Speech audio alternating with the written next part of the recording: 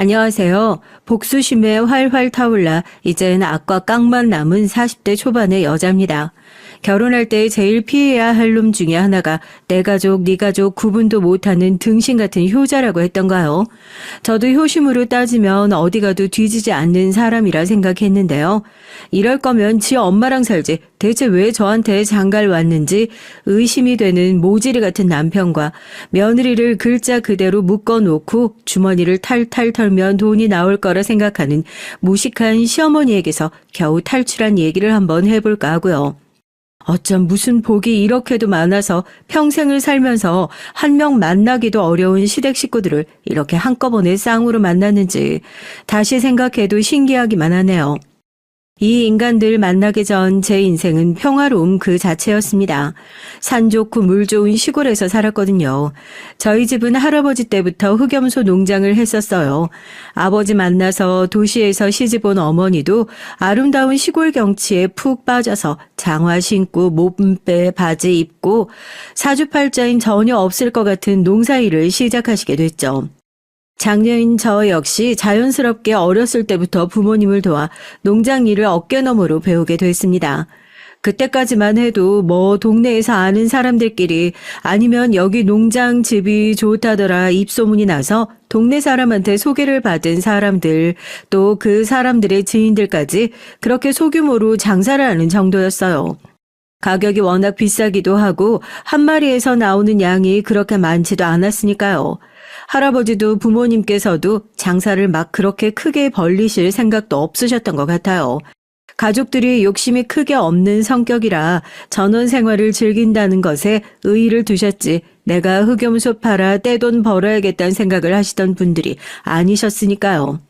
아버지가 그래요. 우리 집안에 그런 사람이 없는데 널 다리 밑에서 주워왔는지 어떻게 우리 집안에서 이런 돌연변이가 나왔는지 모르겠다고요. 조용조용한 저희 집 식구들과 달리 전 동네에서 모르는 사람이 없을 정도로 어렸을 때부터 온 동네를 들쑤시고 다니는 말괄량이었습니다. 할아버지가 혀를 내두를 정도로 장사 수완이 좋았어요. 할머니가 어디 시장에서 사가지고 오는 핑크색 떡 상자 보자기가 있었는데 엄마를 따라 시장에 갔다가 왜 할머니들이 좌판에다가 나물이며 과일이며 깔아놓고 장사하시는 것을 보고 와 저거 재밌겠다 싶었나 봐요. 집에 돌아와가지고는 그 보자기에다가 집에서 굴러다니는 장난감이며 과자며 싹 다 싸가지고 놀이터에 나가서 물물 교환을 했대요. 전 어렸을 때라 기억도 잘 안 나거든요. 4살 땐가 5살 땐가 애들이 저녁 먹으러 돌아올 때가 됐는데도 왜 안 들어오나 하고 어른들이 나가서 보니까 놀이터에 우르르 모여가지고 쪼그려 앉아서 내 것도 바꿔주라 내 것도 바꿔주라 하고 장난감을 내밀고 있길래 쟤네가 대체 뭘 하고 있나 보니까 제가 가운데 앉아가지고 줄 서서 차례대로 보자고 이거는 내가 좋아하는 거니까 이거랑 바꿔줄게 이거는 남자들이 가지고 노는 거니까 이거 2개 주면 바꿔줄게 하고 장난감을 바꾸고 있답니다. 어른들이 대체 쟤는 누굴 닮아서 저렇게 장사 소환이 좋냐고 하하 웃고 저희 할아버지가 그 광경을 보면서 이야 우리 손녀딸 저거 나중에 크게 될 인물이라고 그러셨다네요. 할아버지가 선견지명이 진짜로 좋으셨던 거죠. 그렇게 어렸을 때부터 일찌감치 장사의 맛을 알아버린 제가 남들 대학 졸업하고 다 회사 들어갈 때 본격적으로 다시 부모님 농장으로 내려와 본격적으로 사업을 시작하게 됐거든요. 요즘 사람들 그렇게 박스가 한의원같이 생기면 안 먹으려 그래. 딱 봐도 약처럼 생겼잖아. 몸에 좋은 건 알겠는데 안 먹어봐도 쓰게 생겼는데 누가 먹으려고 하겠어? 포장부터 바꿔야 돼. 귀여운 캐릭터도 넣고. 일단 맛도 보라고. 양도 좀 다양하게 만들고. 서울이랑 지방에 있는 농장을 왔다 갔다 하며 비닐 포장부터 박스까지 제품 하나하나 제 손이 안 닿은 곳이 없었어요. 그때는 운전면허도 없을 때라서 매일 아침에 고속버스 터미널에 가서 새벽 첫 차를 타고 왔다 갔다 했었죠. 종이에다가 제가 직접 이렇게 만들어주세요 해서 제 명함도 하나 만들고 무거운 박스 들고 버스 타고 돌아다니면서 버스 기사님한테도 명함이랑 같이 나눠드리고 맛집이라고 소문난 식당에 가서 흑염소 즙이랑 명함이랑 제품 소개 책자 내밀면서 다니고요. 하루에 3만 보까지 가까이 걸어가면서 한의원 가서 엎드려서 종아리에 침 맞고 누워있는 게 일상이었는데도 젊어서 그런지 그렇게 재밌을 수가 없더라고요. 그렇게 하나 둘 거래처를 제 손으로 직접 다 뚫고 막판엔 쇼핑몰에서까지 저희 제품을 판매하기도 했어요. 매출이 어마어마하게 잘 나와서 농장도 그때 키웠었고 생산 공장도 따로 지을 수 있었죠. 엄마, 아빠, 남동생, 친척들까지 제 덕에 일자리 걱정하는 사람 한 명도 없다고 명절에 집 내려가면 대표님 하면서 다들 제 어깨 주물러주기 바쁘셨다니까요. 엄마, 나 이제 사업 그만할까 봐. 그냥 재미없는 건 아닌데 나 평생 사업 체질이라고 생각했거든? 근데 요즘 사업이 내 길이 아닌가 싶기도 하고 엄마 딸이 맞긴 맞나 봐. 사업이 한창 잘 나가고 있을 때 사업 확장을 한 해 만에 그런 얘기가 나오고 있던 시기에 돌연 저는 가족들에게 은퇴 선언을 하게 됐습니다. 이유도 간단 명료했죠. 사업이 제 길이 아닌 것 같다는 이유였어요. 어느 순간부터 재밌게 하는 게 아니라 내가 책임져야 할 사람들이 많으니 의무감 때문에 꾸역꾸역 일을 하고 있다는 생각이 드니까 옛날처럼 즐거운 마음으로 일을 할 수가 없더라고요. 오히려 일을 하면 이것저것 기획을 하고 아이디어를 구상하는 것이 즐거워서 회사를 다니면서 이쪽 일을 해봐야겠다 싶어서요. 잘 키워놓은 사업은 그대로 부모님과 남동생이 이어서 계속 진행을 하게 됐죠. 평범한 농장을 잘 나가는 사업체로 성장시켜 놓은 사람인데 회사 들어가는 게 어려웠겠어요. 대표하던 사람이 평사원 하는 건데요. 경험 살려서 30대 중반에 그렇게 늦가기 신입사원이 됐습니다. 처음에 회사 들어가고 나선 많이 버벅거리기도 했어요. 여태까진 제가 결정을 내려야 하는 사람이었다면 회사원이 되고 난 이후엔 제가 뭔가 성과를 내고 결정을 받아야 하는 입장이 됐으니까요. 그동안 제 밑에서 일을 하셨던 분들이 얼마나 힘드셨을지 저도 조금이나마 이해하는 계기가 됐네요. 실수도 많고 배움도 많던 그 시기에 남편을 만나게 됐습니다. 일찌감치 출근해서 그래도 힘든 회사 생활 버텨보겠다고 집에서 싸들고 온 흑염소즙 한 팩 까서 쪽쪽 빨고 있는데 누가 이거 흑염소즙 아니에요? 하고 아는 척을 하더라고요. 이거 되게 귀한 거 아니에요? 엄청 진해 보이는데 어디서 사셨어요? 안 그래도 저도 이런 거 하나 사려고 했는데 괜찮은 거 구하기가 엄청 힘들더라고요. 인터넷에서 사려고 하면 하도 안 좋은 것들이 많아서요. 물건 파는 것 같아서 좀 그렇긴 한데 이거 저희 집에서 만드는 거거든요. 하나 드셔보실래요? 드셔보시고 괜찮으시면 제가 주문해 드릴게요. 저희 집 거라 하는 말이 아니라 진짜 괜찮아요.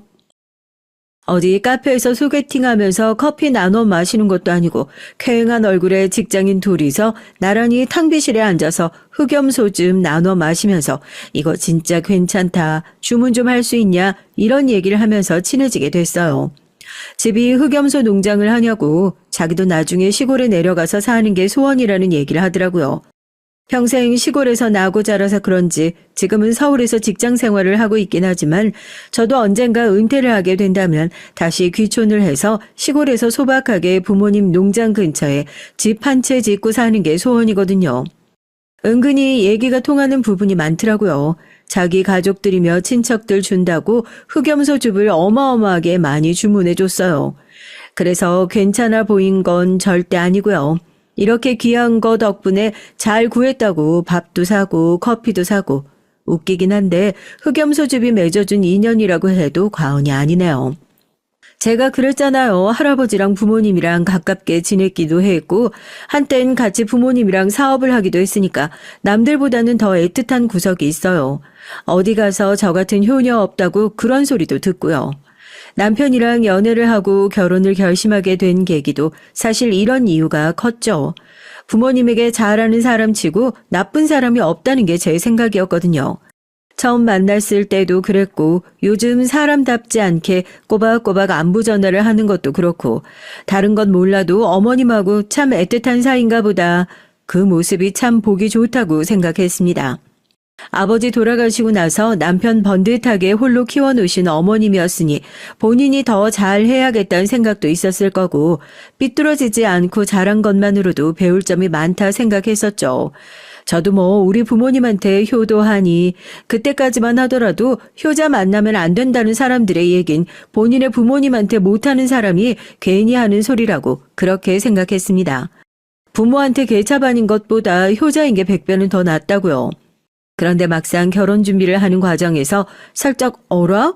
사람들이 조심하라고 했던 게 사실 이런 건가? 하고 멈칫했던 순간들이 몇 번 있었습니다. 그땐 사실 심각하다 생각하지도 않았던 건데 이제 와서 돌아보니까 그게 다 사람들이 입이 마르고 닳도록 얘기했던 일종의 힌트 같은 것들이었죠. 그때가 사귀고 나서 처음 맞는 제 생일이었습니다. 평소에 제가 뭐 제 생일을 잘 기억하지도 않고 생일이라고 뭐 특별하게 생각하지도 않았거든요. 그냥 가족들이랑 주변 친구들이랑 만나서 미역국 먹고 맛있는 밥 한 끼 먹으면 그만이지 뭐 특별한 날인가 하고 생각했었죠. 아침부터 보온 도시락에 자기가 직접 만들었다고 미역국 싸가지고 오고 퇴근하고 차에 타니까 남편이 꽃다발에 케이크까지 준비해서 건네는데 한 번도 특별하다 생각했던 적 없던 생일이 그날만큼은 특별하게 느껴지는 순간이었습니다. 아, 사람들이 이래서 사랑하는 사람과 평생 함께 해야겠다는 생각을 하는구나. 활짝 웃으면서 초를 불고 이 순간이 영원하게 해달라고 빌었죠. 둘이 함께 맛있는 저녁을 먹고 남편은 고심을 해서 골랐다면서 저에게 작은 선물 상자를 내밀었습니다. 열어보니까 예쁜 목걸이가 들어있더라고요. 자개가 들어있는 독특한 디자인이 제 마음에 쏙 들었어요. 어쩜 이렇게 내 마음에 쏙 드는 디자인으로 잘 골라왔냐고. 당신이 직접 해달라고. 너무 마음에 들어서 회사에 갈 때도 데이트할 때도 내내 하고 다녀서 사람들이 선물 받은 목걸이가 어지간히 마음에 드나 보다 다 얘기를 해줄 정도였어요. 여기까지만 해도 별로 이상할 게 없다 싶으시죠? 그리고 나서 본격적으로 결혼 준비를 시작하고 상견례장에 가서 어머님을 뵙는데 어머님 목에 어디서 많이 본 디자인의 목걸이가 걸려있는 거예요. 상견례장에도 제가 그 목걸이를 하고 갔거든요. 제가 하고 한눈에 바로 알아봤죠. 상견례장에선 뭐 특별한 거 없었어요. 그냥 형식적인 얘기하고 저희가 알아본 날짜 얘기하고요. 돌아오는 길에 남편한테 물어봤죠. 그 목걸이 어머님도 있었던 거냐고요. 아, 그때 당신 생일 선물로 목걸이 살 때 엄마랑 같이 갔었거든. 엄마가 예쁘다고 하나 사달라고 그러시길래 사드렸지. 우리 엄마도 되게 잘 어울리시지 않아? 아무리 그래도 그렇지. 차라리 어머님은 다른 디자인을 사주지. 왜? 고부간에 같은 목걸이 하고 다니면 사이도 좋아 보이고 좋잖아. 둘 다 잘 어울리는데? 괜히 심술이 나는 건 아닌데 굳이 거기서 나랑 같은 디자인을 하겠다고 하실 필요가 있나. 다음엔 그냥 다른 디자인으로 골라드려라 얘기만 하고 말았습니다. 찝찝한 데는 다 이유가 있어요. 어머님의 간섭은 그게 전부가 아니었거든요. 주말에 드레스 피팅을 앞두고 있는데 남편에게서 연락이 왔습니다. 자기는 영 보는 눈이 없어서 그러는데 엄마랑 셋이서 같이 가는 거 어떠냐면서요. 저희 엄마랑 같이 가도 불편한데 시어머니랑 같이 드레스 피팅 가는 며느리가 세상에 어디 있다고요. 혹시 옆에 어머님도 같이 있냐 하니까 같이 있답니다. 잠깐 나가서 다시 전화를 걸어라 했죠. 나 어머님이랑은 같이 못 간다고 미리 말도 없이 이게 무슨 경우냐고 딱 잘라서 얘기하니까 엄마가 서운해할 거라고 걱정을 하더라고요. 사촌 누나 결혼식 할 때도 엄마가 드레스 골라줬어. 친척 어른들도 드레스 다 잘 골랐다고 예쁘다고. 우리 엄마 안목 진짜 괜찮아. 남자가 보는 눈이랑 여자가 보는 눈이랑 다르다고. 그때 당신도 얘기했었잖아. 당신 그때 생일 선물로 받은 목걸이도 마음에 든다고. 그것도 우리 엄마가 골랐었던 거야. 사람 세워놓고 불편하게 하는 사람 아닌데 왜 그래? 그게 그거랑 다르지. 하여튼 난 절대 못 가. 이럴 거면 다른 날로 바꾸든지 해. 정말 띠용할 일이죠. 시어머니 옆에서 뻔히 듣고 있는데 제가 못 간다고 하면 또 옆에서 듣고 있으면서 절 뭐라고 생각하시겠어요. 남편이 어떻게 얘기를 전하긴 전한 모양입니다. 결국에 남편과 둘이서만 드레스 피팅을 가게 됐죠. 그게 내심 서운하셨던 모양인지 나중에 만나서 한 소리 하시긴 하더라고요. 자기가 드레스 골라줬던 사람들이 다 결혼을 잘했었다고.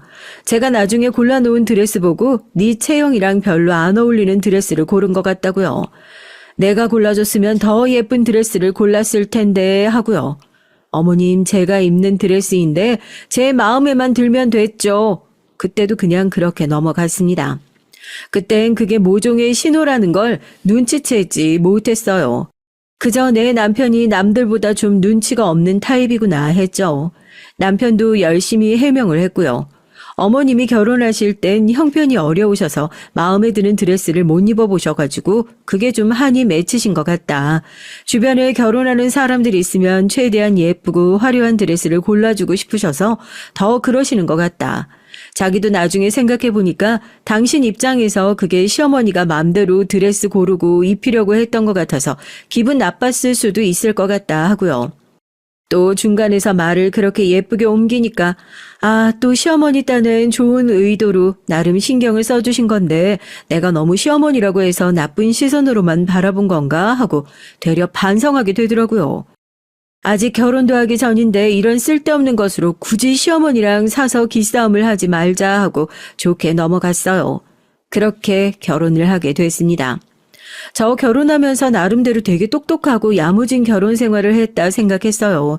불필요한 예단 예물 같은 것들도 전부 생략하고 결혼식에 들어가는 비용도 나중에 시댁에서 더 했네, 친정에서 더 했네 말 나오고 빈정상할 일 없도록 남편도 저도 나이 먹을 대로 먹었으니 부모님한테 손 벌리는 일 없이 각자 딱 반반씩 축의금도 우리는 부모님 두 분이고 어머님은 혼자 계신다고 사람 수대로 나누고 그런 거 없이 양가 딱 공평하게 반반씩 나누고 대신에 나한테 따로 들어온 축의금은 신혼여행 때 쓰거나 우리 필요한 혼수 살 때 보태 쓰자.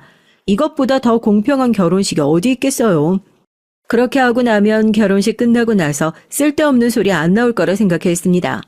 그런데 그렇게 무 썰듯이 칼같이 반반으로 한 결혼에도 꼬투리 잡으려면 잡히더라고요. 신혼여행 다녀와서 선물도 똑같이 친정 아버지 어머니 선물 두 분 다 해야 하니까 시어머니 선물은 돈 더 써서 비싼 선물 사가지고 들고 갔죠. 저희 신혼여행 유럽으로 다녀왔거든요. 엄청 비싼 건 아니지만 작은 핸드백에 명품 화장품, 차 한잔 하실 때 같이 드시라고 과자까지 해서 바리바리 싸들고 갔어요. 오히려 친정이 들고 갔던 것보다 훨씬 더 많은 양이었죠. 그런데 어머님 표정이 영 시큰둥하시더라고요. 친정 갔을 때 저희 아버지가 내가 살다 보니까 사위한테 술 선물 받은 날도 다 온다면서 신혼여행 다녀오느라고 고생 많았다고 너네 신혼이라 돈 들어가는 데도 많을 테니까 나중에 보태 쓰라면서 남편한테 따로 봉투까지 챙겨주셨는데 거기까진 바라지도 않았지만 잘 다녀왔냐고 고생 많았다고 따뜻한 말 한마디라도 해주셨으면 하고 기대했었거든요. 그런데 퉁명스러운 목소리로 대뜸 친정에 뭐 했냐 물으시더라고요. 친정엔 그냥 간단하게 술이랑 이거 화장품 똑같은 거 하나 했다 그랬죠. 선물이 뭐 마음에 안 드시냐고 나름대로 신경 썼는데 어머님 취향 말씀해 주시면 다음에 선물 고를 때 조금 더 신경 써가지고 맞춰서 사오겠다 웃으며 얘기를 했죠. 넌 친정에 돈도 많으면서 보면 은근히 돈을 아끼는 것 같더라. 부자 되겠어. 다른 집 며느리들은 시집 올 때 감사하다고 명품백도 해가지고 오고 그런다는데 꼭 이렇게 돈 아끼는 애들이 보면 친정에다가 따로 뭐 챙겨주고 그러더라. 이 조그만 걸 어디다 들고 다니라고. 가방 브랜드가 마음에 안 드셨던 모양입니다. 포장지를 뜯지도 않으시고 제 앞으로 쓱 미시더니 이런 걸 어디다 들고 다니라는 거면서 시어머니 창피 줄 일 있냐고 그러시더라고요. 얼굴이 화끈거리더라고요. 제가 어머님을 까내리려고 하는 말이 아니라요. 어머님이 평소에 명품백을 들고 다니시는 분이라면 또 모르겠어요. 평소에 들고 다니시는 브랜드를 보고 똑같은 브랜드로 사온 거거든요. 솔직히 그 얘기를 들으면 언제부터 명품백 들고 다니셨다고 하는 생각이 울컥 들더라고요. 며느리 봤다고 안 들던 명품백이 들고 싶으신 건가? 그 생각도 들고요. 친정에 돈 많은 거랑 며느리 돈으로 명품백 들고 다니는 거랑 무슨 상관인 건가? 저 결혼할 때 시댁에서 딱히 받은 돈 하나 없어요. 서로 안 주고 안 받기로 뻔히 약속했으면서 이제 와서 이게 무슨 딴소리인가 싶고요. 남편도 자기 엄마가 그런 반응으로 나올 줄 몰랐었던 거지. 신경 써서 골라온 거 가지고 온 건데 왜 그러냐면서 명품백은 자기가 나중에 사드리겠다고 달래더라고요. 그러자 저희 시어머니 갑자기 거기서 입술을 꾹 다물더니 눈물을 뚝뚝 흘리시는 겁니다. 내가 뭐 못 바랄 거 바랬냐? 이 나이 먹고 아들 하나 있는 거 귀하게 키워가지고 이렇게 장가 보내는 것도 아까워 죽겠는데 며느리한테 대접도 못 받고 이제 막 결혼해가지고 들어온 애가 지금 이 모양인데 나중에 내가 나이 들고 병들면 자기 시어머니를 얼마나 무시하겠어. 안 봐도 뻔하지. 친정집 잘 산다고 해서 우리 아들 대접받고 사는 줄 알았는데 신혼여행 갔다 와서 들고 온 걸 보니까 안 봐도 뻔하다. 안 봐도 뻔해. 어머님, 그게 무슨 말씀이세요? 제가 무슨 무시를 했다고 그러시는 거예요? 선물이 마음에 안 드시면 그냥 마음에 안 드신다고 그 말씀만 하시면 되잖아요. 솔직히 저도 좀 그렇네요. 나름대로 신경 써서 골라가지고 온 건데 선물 받고 기분이 나쁘시다는 둥 무시를 받는 것 같다는 둥 결혼하자마자 이런 소리 듣는 거 저도 기분 썩 좋지만은 않아요. 저도 기분이 확 상해서 가보겠다고 자리를 박차고 일어나고 고개 숙이고 자리에서 벌떡 일어났습니다. 징징거리면서 우는 척을 하는 시어머니가 언제 그랬냐는 듯이 얼굴색을 확 바꾸고 현관까지 따라 나와서 저 짜증내는 거 보라고 집에서 어떻게 배워먹었길래 어른한테 버르장머리가 저 꼴이냐고 문 밖까지 따라 나오면서 잔소리를 하더라고요.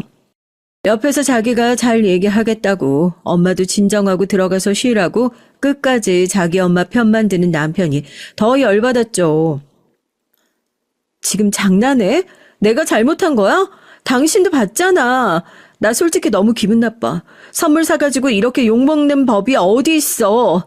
당신 우리 집에서 받았던 대접 생각하면 이거 완전 찬밥 신세 아니냐고. 어머님 원래 저러셔? 당신은 왜 거기서 어머님 편을 들어? 당신도 잘한 거 없어. 거기서 왜 어머니랑 똑같이 맞서서 싸우고 들길. 어른이 그렇게 뭐라고 하면 그냥 네 알겠습니다. 잘못했습니다. 그렇게 말하면 끝나고 말걸. 거기서 똑같이 맞받아치고 있으니까 일이 이렇게 커지는 거 아니야. 한 번 보고 말 사이도 아닌데 어머님한테 말을 꼭 그런 식으로 해야겠어? 나도 오늘 솔직히 당신한테 좀 실망이다. 일단 좀 진정하고 내일 아침에 전화해서 어머니께 사과드려. 그게 맞는 것 같아. 선물도 사가, 욕도 먹어. 이젠 사과까지 하랍니다. 친정에선 사위가 온다고 상다리가 부러져라 음식 차려서 융숭하게 대접을 하고 남편은 손 하나 까딱 안 하고 얻어먹다가만 왔는데 시댁에서는 욕 얻어먹느라고 배가 터질 지경이었죠. 그래도 남편 말대로 제가 어머니에게 따박따박 말대꾸를 했던 것도 사실이었고 결혼 초부터 그것도 신혼여행을 갔다 온 직후부터 시어머니와 그렇게 피 터져라 싸워서 좋을 게 뭐가 있겠냐 싶어 정말 울며 겨자 먹기로 다음날 아침 전화를 해서 시어머니에게 진짜 입이 떨어지지 않는데 죄송하다 먼저 사과를 드렸어요. 이건 뭐 사과를 받아주시는 건지 아닌 건지 저한테 돈 많다고 전부가 아니라고 좀 넉넉하게 써야 돈도 더 많이 들어오는 법이라고 너무 자린고비처럼 살지 말라고 그러시더라고요. 끝까지 그러시는구나 하고 한숨 푹 쉬면서 전화를 끊었습니다. 그때부터 어머니와 보이지 않는 전쟁이 시작됐던 것 같아요. 아니요. 2대1의 싸움이었죠. 남편과 시어머니가 한 편을 먹고 저 혼자 외롭게 홀로 싸우는 형국이었어요. 애초에 남편은 자기 마누라가 아니라 시어머니 말씀대로 나중에 본인 늙고 힘 없어지면 순종적으로 잘 모실 수 있는 며느리감을 고르기 위해 결혼을 한 게 아닐까 싶을 정도로 툭하면 시어머니와 함께 저를 갈고댔습니다. 대체 그동안 이런 가부장적인 모습을 어떻게 숨겨왔을까 싶더라고요. 해준 것도 없으면서 욕심만 많고 매번 그런 일이 있을 때마다 은근슬쩍 이게 다 제 잘못이다, 제 탓만 해대니 없던 정신병이 생길 것 같더라고요. 어쩔 땐 이게 정말 내 잘못인가 의심스럽기까지 했다니까요. 하지만 인간이 숨길 수 없는 세 가지가 가난, 사랑, 재책이라고 하잖아요. 전 여기에 또 한 가지를 더해 분수도 모르는 욕심은 절대 숨길 수 없다 생각합니다. 두 사람의 숨겨둔 속내는 얼마 못 가 그 정체를 드러냈으니까요.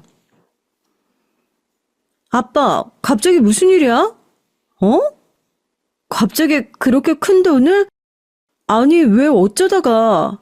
뭐 큰 문제 있는 건 아니지? 뭐 공장 운영하다가 그런 일이야 흔한 거니까. 그래 뭐 은행보다 낫지. 나도 김서방이랑 얘기 좀 해볼게. 내 돈이긴 해도 결혼했는데 괜히 아빠랑 비밀 만드는 것 같아서 좀 그래. 알겠어요. 내일 바로 연락 드릴게요. 아빠한테 갑자기 연락이 왔어요. 성금을 받기로 한 거래처 중에 한 군데서 문제가 생겨가지고 돈 나가는 게 살짝 꼬였다면서요. 은행 가서 빌려도 되는데 혹시 1억 5천만 원 빌려줄 수 있냐고 그러시더라고요. 은행에서 돈을 빌리면 중간에 돈을 갚더라도 중도 상환 수수료를 내야 하니까 아버지와 사업을 하면서 간단하게 차용증을 작성하고 무이자로 2억 안에서 돈을 빌려드린 적이 종종 있었거든요. 결혼을 하기 전엔 대수롭지 않은 일이었는데 결혼을 하고 나니까 제 돈이긴 하지만 남편에게 이런 방구 언급도 없이 저 혼자 결정을 한다는 것이 어쩐지 찝찝하게 느껴져서 얘기를 하고 말씀을 드리겠다 하고 전화를 끊었습니다. 사실 결혼을 한 이후로 각자 급여는 각자가 관리하고 있고 결혼을 하기 전에 모아둔 돈에 대해선 남편에게 한 번도 언급을 한 적이 없었거든요. 남편은 결혼하면서 저에게 통장까지 다 내보였는데 저 혼자만 괜히 비밀을 만들고 가지고 있는 것 같아서 찝찝하기도 해서 이참에 다 얘기를 해야겠다 싶기도 했고요. 그렇게 퇴근한 남편을 식탁에 앉혀놓고 얘기를 꺼냈습니다. 아빠 사업하고 있는 게 살짝 문제가 생겨가지고 내가 돈을 좀 빌려드려야 할 것 같아. 예전에 나도 아빠랑 같이 일을 했었다고 했잖아. 그때 모아둔 돈이 좀 있는데 그 돈에서 빌려드리려고 하거든. 전에도 이런 식으로 차용증 작성하고 빌려드렸던 적이 종종 있었고 그때마다 난 안 받겠다고 하는데도 이자까지 쳐서 기간보다 더 금방 갚아주셨고 물론 내가 젊었을 때 벌어둔 돈이긴 하지만 그래도 이제 결혼한 사이고 당신한테 상의도 없이 빌려드리는 건 아무리 생각해도 아닌 것 같아서 얘기는 하고 빌려드려야겠다 아빠한테도 그렇게 말씀드렸거든. 뭐 심각한 문제는 아니고 거래처한테 성금 받기로 한 게 안 들어왔나 봐. 제 얘기를 들은 남편은 심각한 얼굴로 얼마나 되냐고 묻더니 1억 5천이라는 액수를 듣고 펄쩍 뛰더라고요. 너한테 그 큰 돈이 어디 있냐면서요. 아까 얘기했던 것처럼 내가 젊었을 때 아빠랑 같이 사업하면서 모아뒀던 돈에서 그 정도 여유는 있다 얘기를 하니까 믿지 않는 눈치더라고요. 쓸 때는 써도 항상 아끼면서 생활하니까 그런 여유가 있을 거라 애초에 생각을 안 했던 모양입니다. 믿지 않는 것은 둘째치고 이젠 거짓말쟁이로 몰아가더라고요. 그 큰 돈을 친정에 덥석 빌려주겠다는 것도 그런데 당신이 그런 큰 돈이 있다는 걸 내가 어떻게 믿어? 당신 혹시 그 돈 대출이라도 받아서 빌려주려는 거 아니야? 그 돈 대출 받아서 빌려줬다가 장인어른이 못 갚기라도 하면 혼자 죽는 게 아니라 나까지 신용불량자 되는 거야. 누구 인생 망칠 일 있어? 절대 안 돼. 뭘 믿고 그 돈을 빌려드려? 방금까지 얘기했잖아. 내가 사업하면서 모아둔 돈이라고. 여유 있다고. 갑자기 뜬금없이 대출은 무슨 대출이야? 내 돈 가지고 내가 빌려주겠다는데 안 된다니 무슨 소리야? 그 큰 돈이 있다는 것을 어떻게 믿냐고. 절대 안 된다는 남편에게 솔직히 내키지 않았지만 뭐라도 보여줘야 믿을 눈치더라고요. 이대로 아빠한테 돈 빌려들었다가 무슨 닥달을 할지 모르겠다 싶어서 결국 사업하면서 모아둔 돈이 들어있는 통장을 꺼내 들었습니다. 10억이 조금 넘는 돈이 찍혀있는 통장을 보고선 남편의 눈이 휘둥그레졌어요.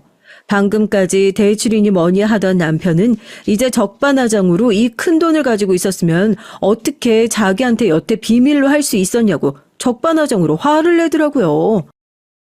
아니 이건 당신이랑 결혼도 하기 전에 내가 아빠랑 일하면서 모아둔 돈이야. 내가 모아둔 돈에서 내가 친정 도와주겠다고 하는데 왜 짜증이야? 우리 아빠가 돈 떼먹겠다는 것도 아니고 이자까지 쳐서 갚는다고 하잖아. 내가 당신이랑 결혼하면서 돈 내야 할 때 안 낸 적 있어? 통장을 들여다보고 있던 남편의 손에서 통장을 확 낚아채니까 언제 그랬냐는 듯이 꼬리를 또 확 내리더라고요. 당신이 젊었을 때 일 열심히 한 것은 알고 있었지만 이렇게 큰 돈 모아둔 줄은 몰랐다고. 장인어른 편하게 빌려주랍니다. 한술 더 떠서 자기가 여유가 있었으면 그 돈 자기가 장인어른 빌려주었을 텐데 여유가 없어서 못 빌려줘서 안타깝다나요? 갑자기 왜 저러나 싶었죠. 요즘엔 서로 재산이 얼마나 되는지 빚이 얼마나 되는지 다 까고 결혼을 한다는데 남편 입장에선 자기가 가지고 있는 재산 전부 다 오픈하고 결혼했으니 제가 뭔가를 숨긴 것 같아서 기분이 나빴을 수도 있겠다 싶어 순간 울컥할 수도 있겠다 싶었습니다. 일부러 숨기려는 것은 아니었다고 나중에 다 필요할 때 되면 쓰려고 모아둔 거였다. 저도 그렇게 얘기했죠. 그렇게 무사히 아빠 돈 빌려드리고 아빠는 2달도 안 돼서 빌려간 돈을 모두 갚으셨어요.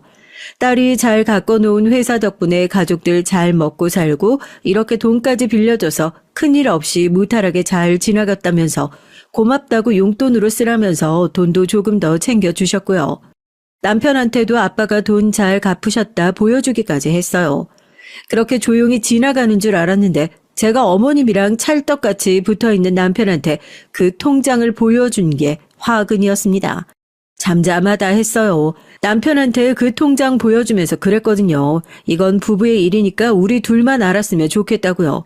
우리 아빠한테 무슨 일 생겼을 때 내가 도와줬던 것처럼 집에 큰일 생기면 언제든지 도와줄 생각이 있으니까 그전까진 당신도 오늘 봤던 거 그냥 모른 척 있었으면 좋겠다. 신신당부를 했죠.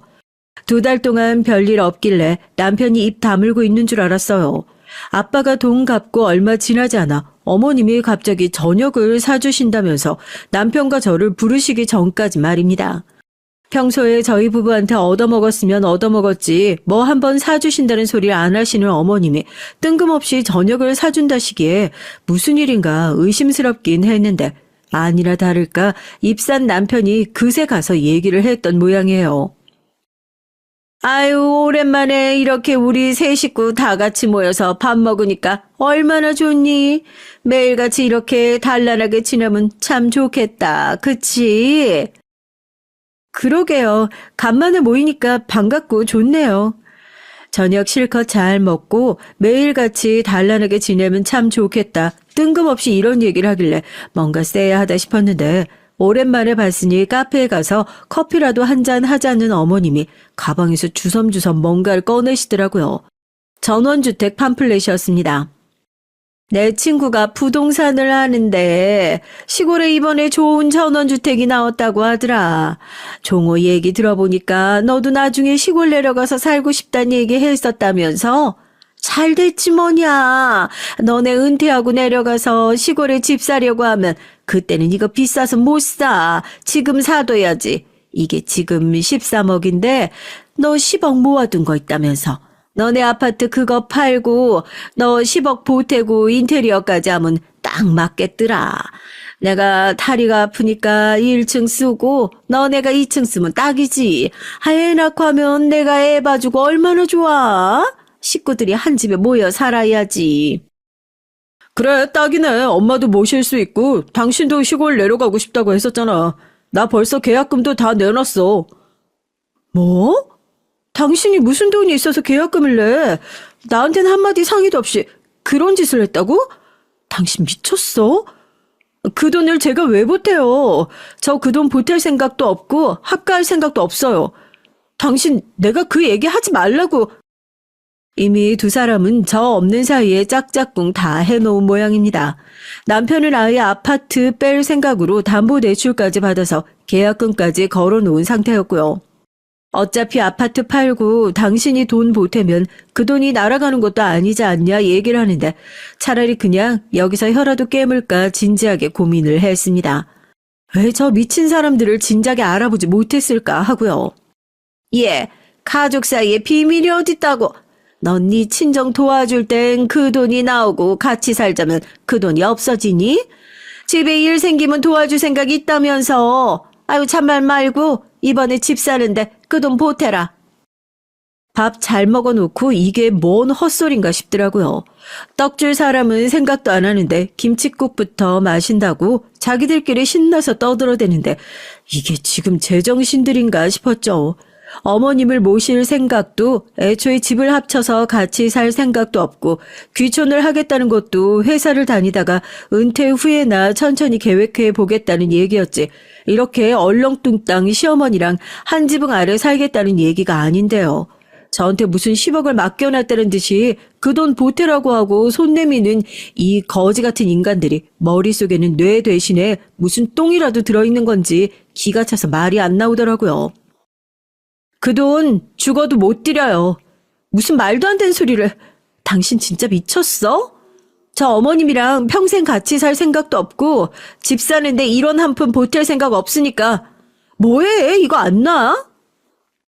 나 그 집 사는데 돈 못 보탠다. 그게 무슨 말도 안 되는 억지냐.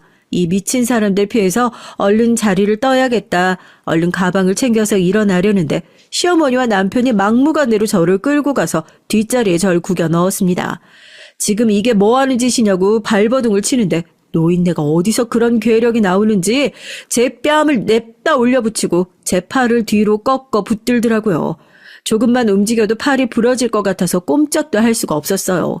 그렇게 차를 타고 달려간 곳은 다름 아닌 시댁이었습니다. 제가 소리라도 지를까 싶었는지 입을 틀어막고 시댁으로 들어가더니 핸드폰이며 가방이며 죄다 뺏어버리고 냅다 저를 안방에 밀어놓고 문을 쾅 하고 닫아버리더라고요. 지금 이게 뭐 하는 짓이냐고, 당신들 미친 거 아니냐고 당장 이 문 열라고 소리를 지르면서 문을 두드리는데 밖에서 문을 걸어 잠근 건지 아무리 두드려도 문은 열리지 않았어요. 고얀 것, 네 시어머니가 이렇게 낡은 집에 살고 있는데 불쌍하다는 생각도 안 들어? 이년이 개념이 없나? 이혼하고 싶어? 그 안에서 반성 좀 해. 너 잔금 다 치르고 이사 가겠다는 소리 나올 때까지 물 한 모금도 안 주고 밥도 못 먹고 화장실도 안 보내줄 테니까 그런 줄 알아. 알겠어? 진짜 미친 사람들이라는 걸 알고 있었지만 그 돈 안 내놓는다고 설마 시댁에 감금까지 할 거라곤 정말 상상도 하지 못했습니다. 안에서 화도 내보고 문을 발로 차기도 해보고 빌기도 해보고 별짓을 다 해봤지만 꼼짝도 하지 않더라고요. 그렇게 몇 시간이 지났는지 몰라요. 시간이 지나가는 것도 모르겠더라고요.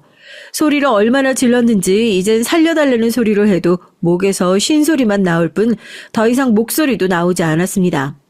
이대로 있다간 딱 죽겠다는 생각이 들 때쯤 밖에서 저거 어디 안 나가게 잘 지켜보라는 얘기가 들리고 남편이 밖으로 나가는 소리가 들렸어요. 남편만 없어도 어머님 1명 정도는 따돌릴 수 있겠다는 생각이 들더라고요. 한참을 기다렸다가 차가 나가는 소리가 들리고 나서 방 안에 있는 의자를 집어 들었습니다. 어떻게든지 여기만 나가면 된다는 생각으로 손이 다 까지든 말든 신경도 안 쓰고 미친 듯이 문고리를 내리쳤어요. 야, 너 지금 뭐해? 미쳤어. 전화. 내 전화 어딨어? 낡은 집이라 그런지 의자로 몇 번 문고리를 내려치니까 문고리가 흔들흔들거리기 시작했습니다. 조금만 더 하면서 진짜 미친 듯이 의자로 퍽퍽 고리를 내려치고 대구르로 문고리가 바닥으로 힘없이 구르자마자 문이 열리고 깜짝 놀란 시어머니가 저를 쳐다보더라고요. 어떻게든지 저를 밀어 넣으려는 시어머니를 향해 의자를 번쩍 들어보이자 몸을 웅크리더라고요. 그런 시어머니 뒤로 의자를 확 집어던지고 신발을 아무거나 주워 신고 미친 듯이 집 밖으로 뛰쳐나갔습니다.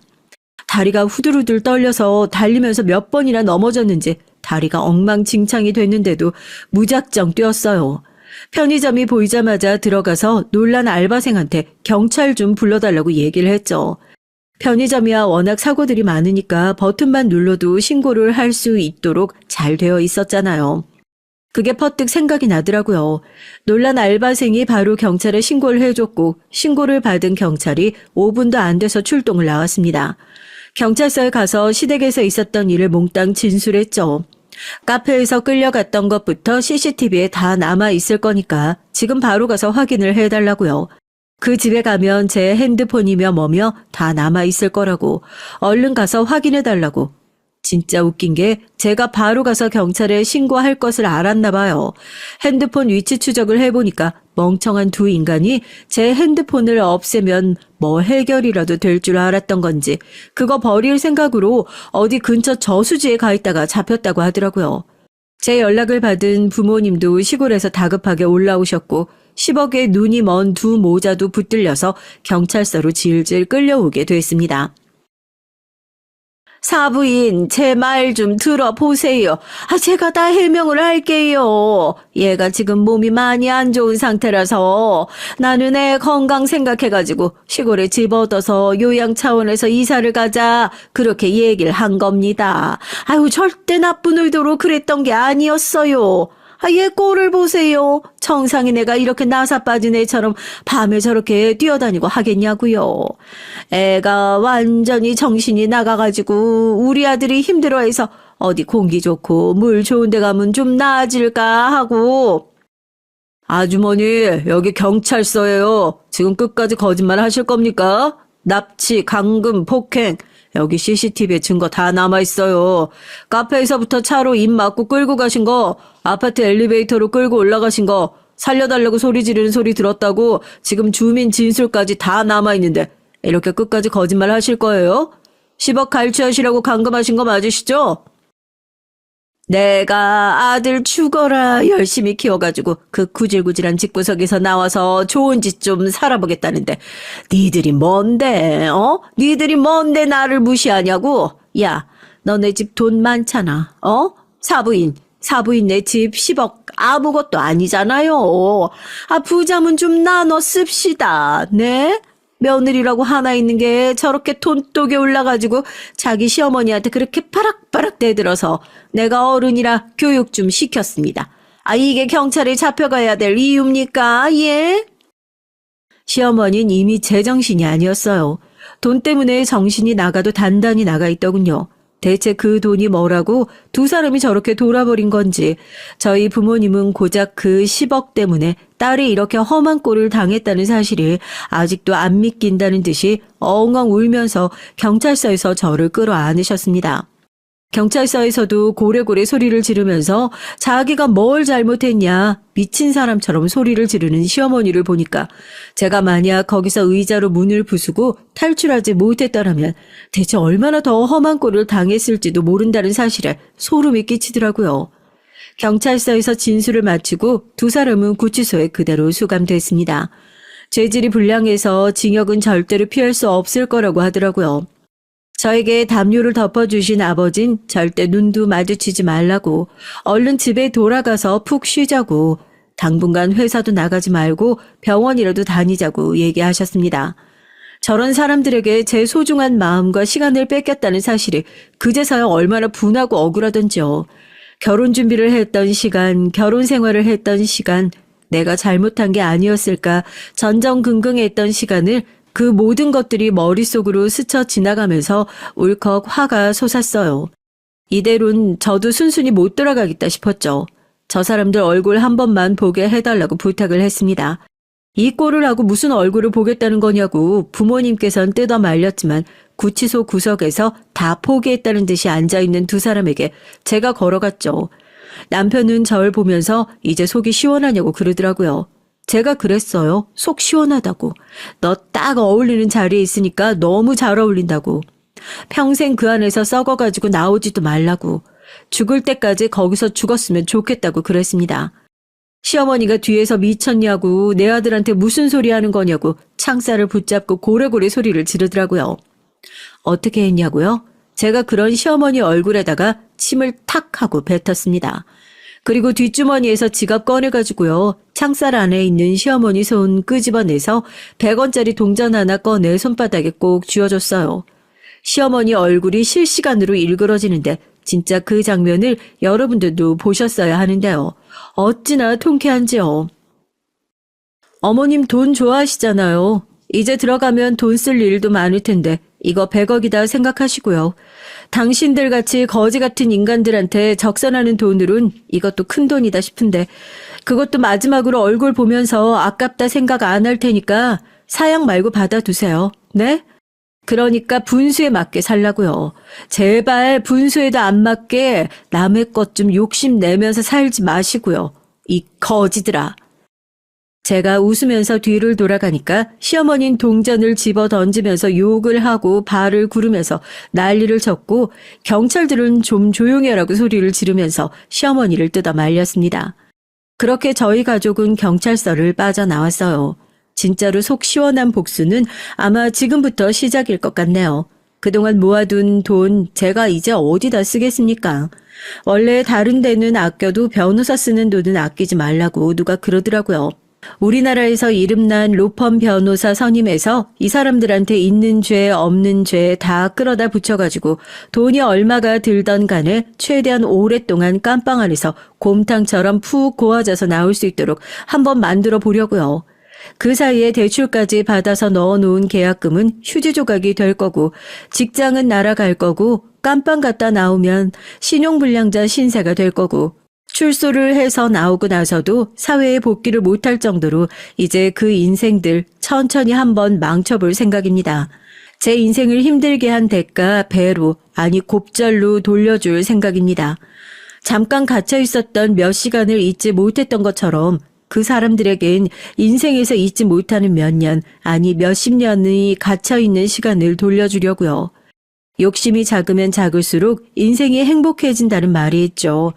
내 것이 아닌 것을 욕심내면 인생이 얼마나 망가지는지 이렇게 가까운 사람들을 통해서 배우고 싶진 않았지만 또 한 번 배우게 됐습니다.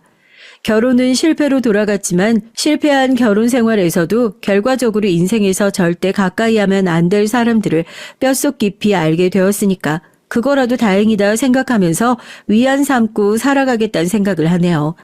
이 사람들 빵에서 푹 썩게 되었다는 소식을 변호사님이 가지고 오면 다시 한번 사연 밑에 댓글이라도 짤막하게 달아서 찾아올게요. 하루라도 빨리 기쁜 소식 들고 찾아올 수 있게 됐으면 좋겠습니다. 제 몸과 마음도 하루빨리 다시 가벼워질 수 있었으면 좋겠네요. 이혼의 상처보다 사람에게 배신당했다는 것이 괴롭지만 이것 또한 시간이 지나면 아무 일도 없었다는 듯이 훌훌 털어버리고 괜찮아지는 날이 올 수 있게 되겠죠. 부디 그렇게 아무렇지도 않아지는 날이 저에게도 빨리 찾아오기를, 다시 소박하게 시골에서 예전처럼 새로운 삶을 시작할 수 있게 되길 바라며 이만 제 얘기를 끝마쳐 보겠습니다. 감사합니다. 안녕하세요. 저는 조금 있으면 반백살 50을 앞두고 있는 여자입니다. 세상에 영원한 비밀은 없다는 얘기 들어보신 적 있으시죠? 전 최근에 그 사실을 아주 절실하게 느낀 사건이 있어서 사연을 보내게 됐어요. 저에겐 남편과 눈에 넣어도 아프지 않을 아들이 하나 있어요. 제가 결혼을 좀 늦게 했습니다. 전 40이 다 된 나이였고 남편은 40 중반이었어요. 남편은 저희 부모님이 하시는 정육점 단골 손님이었습니다. 사람이 서글서글하고 손이 큰 게 제 스타일이다 싶었는데 마침 노총각이길래 제가 먼저 꼬셔서 결혼까지 골인했네요. 지금 생각하면 저에게 어디서 그런 용기가 났나 싶지만 당시엔 정말 남편을 놓치면 안 될 것 같았거든요. 남편은 덩치도 좋고 서글서글해요. 가장 마음에 들었던 건 자상하고 손도 아주 크다는 겁니다. 제가 원래 속이 좁은 사람을 딱 싫어하거든요. 저희 친정 식구들이 많이 속이 좁아요. 전 어릴 때부터 가난했습니다. 그냥 가난한 정도가 아니라 정말 찢어지게 가난했다는 말이 맞을 정도였어요. 아버지가 작은 사업을 하시다 망해버리는 바람에 가족들이 뿔뿔이 흩어져 살았고요. 저희 부모님은 저와 형제들을 시골 할머니 댁에 맡기고 서울로 돈을 벌러 올라가 버리셨죠. 저와 형제들은 학교도 간신히 다니며 자급자족해야 했습니다. 남들 얘기 들어보면 가족이 힘들수록 원래 똘똘 뭉쳐 서로 챙기고 도와주는 가족들도 있다는데 우리 집은 좀 달랐어요. 힘들수록 서로를 탓하는 건 물론이고 각자 이익만 챙기려고 했거든요. 저와 바로 위에 있는 언니는 고등학교를 졸업하자마자 공장에 취직해서 일을 했습니다. 전 상고를 나와서 자격증이 꽤 있어서 언니가 다니던 공장에 격리로 취직을 했고요. 그때가 언니와 제가 사이가 가장 안 좋았던 시기예요. 전 사무실에서 근무했고 언니는 공장에서 일했습니다. 서로 일하는 건물도 다르고 하늘 니늘도 달랐는데 어머니는 그게 항상 불만이었어요. 공장을 본인이 더 오래 다녔다고 일도 본인이 훨씬 더 많이 하는데 제가 월급이 왜 더 많이 받는 건지 모르겠다고 투덜거렸습니다. 말이 격리지 하루 종일 커피나 타고 심부름만 하는 일인데 왜 나보다 월급을 더 많이 준대? 네가 사장한테 말 좀 해서 나도 좀 사무실에서 써달라고 말 좀 해봐. 나도 커피 잘 타고 심부름도 잘해. 내가 노는 것 같아도 하는 일이 얼마나 많은데 언니 컴퓨터 아예 쓸 줄도 모르잖아. 근데 어떻게 사무실에서 일을 해? 언니를 기분 상하게 할 생각은 아니었지만 제가 부탁한다고 사장이 들어줄 것도 아닌데 괜히 기대하게 하는 것보단 솔직하게 말하는 게 나을 것 같아 한 얘기였습니다. 근데 언니는 제 얘기에 지랄 발광을 하며 제 머리끄덩이를 잡았어요. 그깟 컴퓨터 좀 쓸 줄 안다고 잘난 척은? 망할 놈의 공장 빨리 때려치우고 돈 많이 주는 대로 가야지. 더러워서 참나. 그냥 둘이 방안을 뒹굴고 싸우다 할머니에게 아주 혼쭐이 났어요. 안 그래도 귀찮은 저희가 큰 소리까지 내니 할머니는 욕을 퍼부으셨습니다. 한 번만 더 싸우면 셋 다 쫓겨낸다고요. 그때까지도 부모님이 서울에서 자리를 못 잡고 계실 때라 저희는 할머니 앞에서 찍소리도 할 수가 없었어요. 안 그러면 저희 삼남매 어디 갈 데도 없었으니까요. 그날 이후 전 정말 할머니에게 쫓겨나기라도 할까봐 얌전히 지냈어요. 그런데 언니는 달랐습니다. 뒤늦게 사춘기라도 왔는지 툭 하면 제게 화풀이를 했죠. 언니는 공장에 다니는 걸 창피해 했거든요. 하지만 그 시골 동네에 고졸인 저희가 할 수 있는 일이 많지 않았습니다. 그렇다고 쥐뿔도 없이 무턱대고 부모님이 계신 서울에 올라갈 수도 없고요. 언니를 이해하지 못하는 건 아니었지만 그 핑계로 자꾸만 절 힘들게 하니 저도 참아주기 힘들었습니다. 말도 안 되는 걸 가지고 절 괴롭혔거든요. 월급이 제가 많다는 이유로 저랑 있을 땐 일절 돈을 안 쓰려고 했어요. 세상에 자기 자매들은 어떻게들 하시나요? 저도 아래 남동생이 있지만 전 남동생이랑 있으면 제가 다 사줘요. 잘났든 못났든 엄연히 제가 윗사람인데 그게 당연한 거라고 생각했거든요.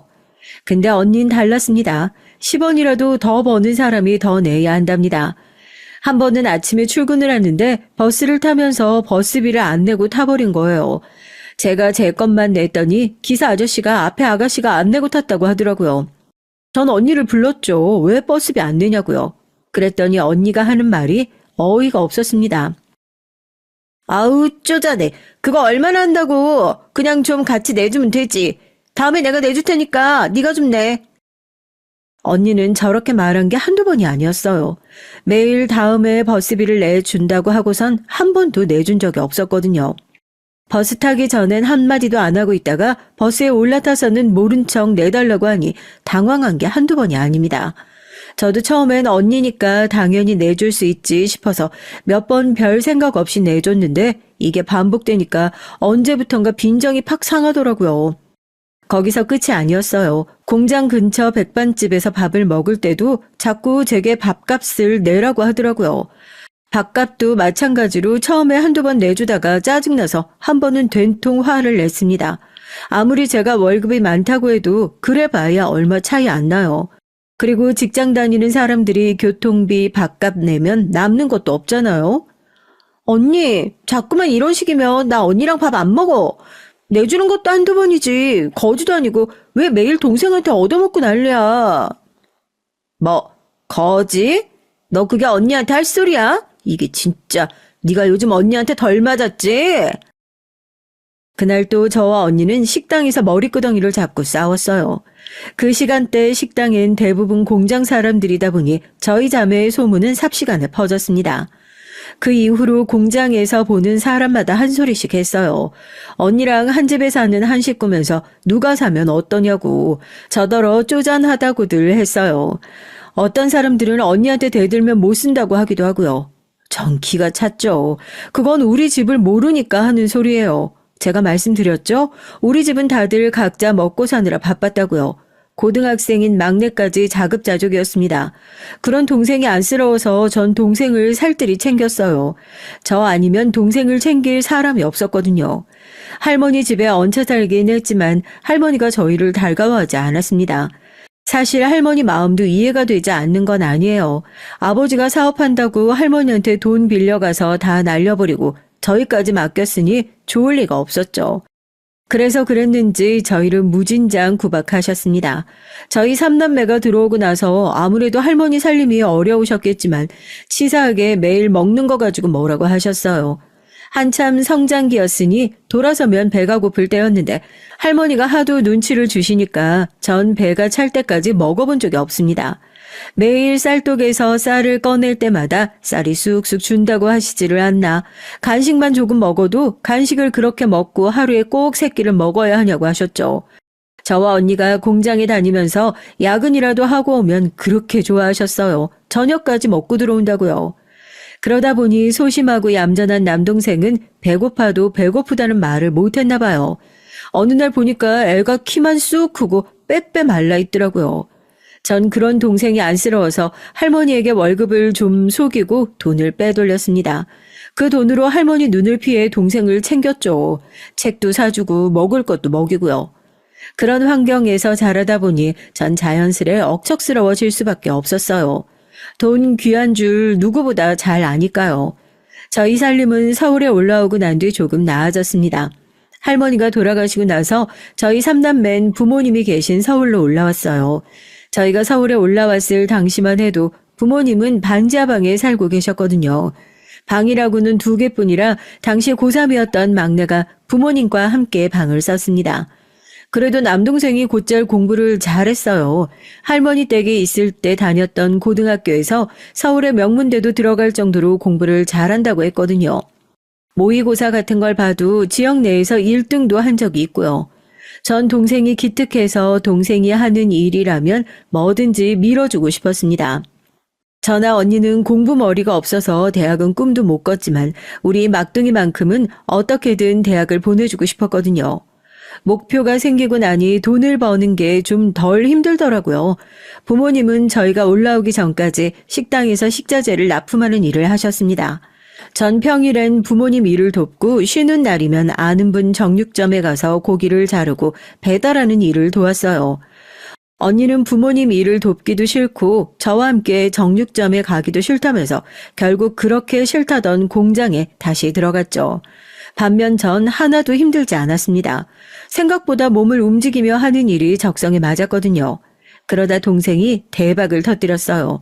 매일 컴퓨터에 앉아 뭘 하나 했는데 보안 관련 프로그램을 개발해서 개발자로 큰 회사들 여기저기서 스카웃을 받았습니다.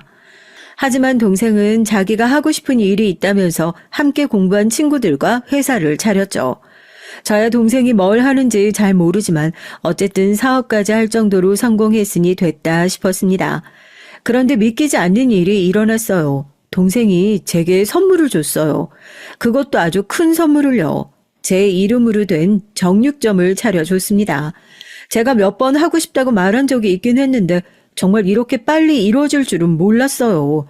동생은 어릴 때부터 제게 진 빚이 많다면서 제가 아니었으면 대학도 졸업하기 힘들었을 거라며 당연한 거라고 했죠. 전 그때가 가장 행복했던 것 같네요. 전 부모님과 함께 열심히 정육점을 운영했습니다. 주변에선 아가씨가 험한 일을 한다고도 했지만 전 만족해요. 여기서 제 남편도 만났으니까요. 제가 이렇게나 좋아하는 남편에게 한 가지 단점이 있습니다. 바로 가족이었어요. 저희 시댁이요. 남편이 늦게까지 장가를 안 간 이유가 있더라고요. 부모님과 시동생이 하나 있는데 다들 남편 등에 빨대를 꽂고 있더라고요. 남편과 결혼하기 전 부모님께 인사를 하러 갔는데 남편이 저에게 한 얘기가 있어요. 내가 지금까지 결혼 못한 건 우리 부모님 때문이야. 잠깐 만나던 여자들도 대충 얘기만 듣고도 도저히 안 되겠다고 하더라. 난 괜찮으니까 당신도 지금이라도 안 되겠으면 떠나도 돼. 나야 내 부모니까 어쩔 수 없이 참고 산다지만 당신처럼 귀한 사람까지 고생시키고 싶지 않아.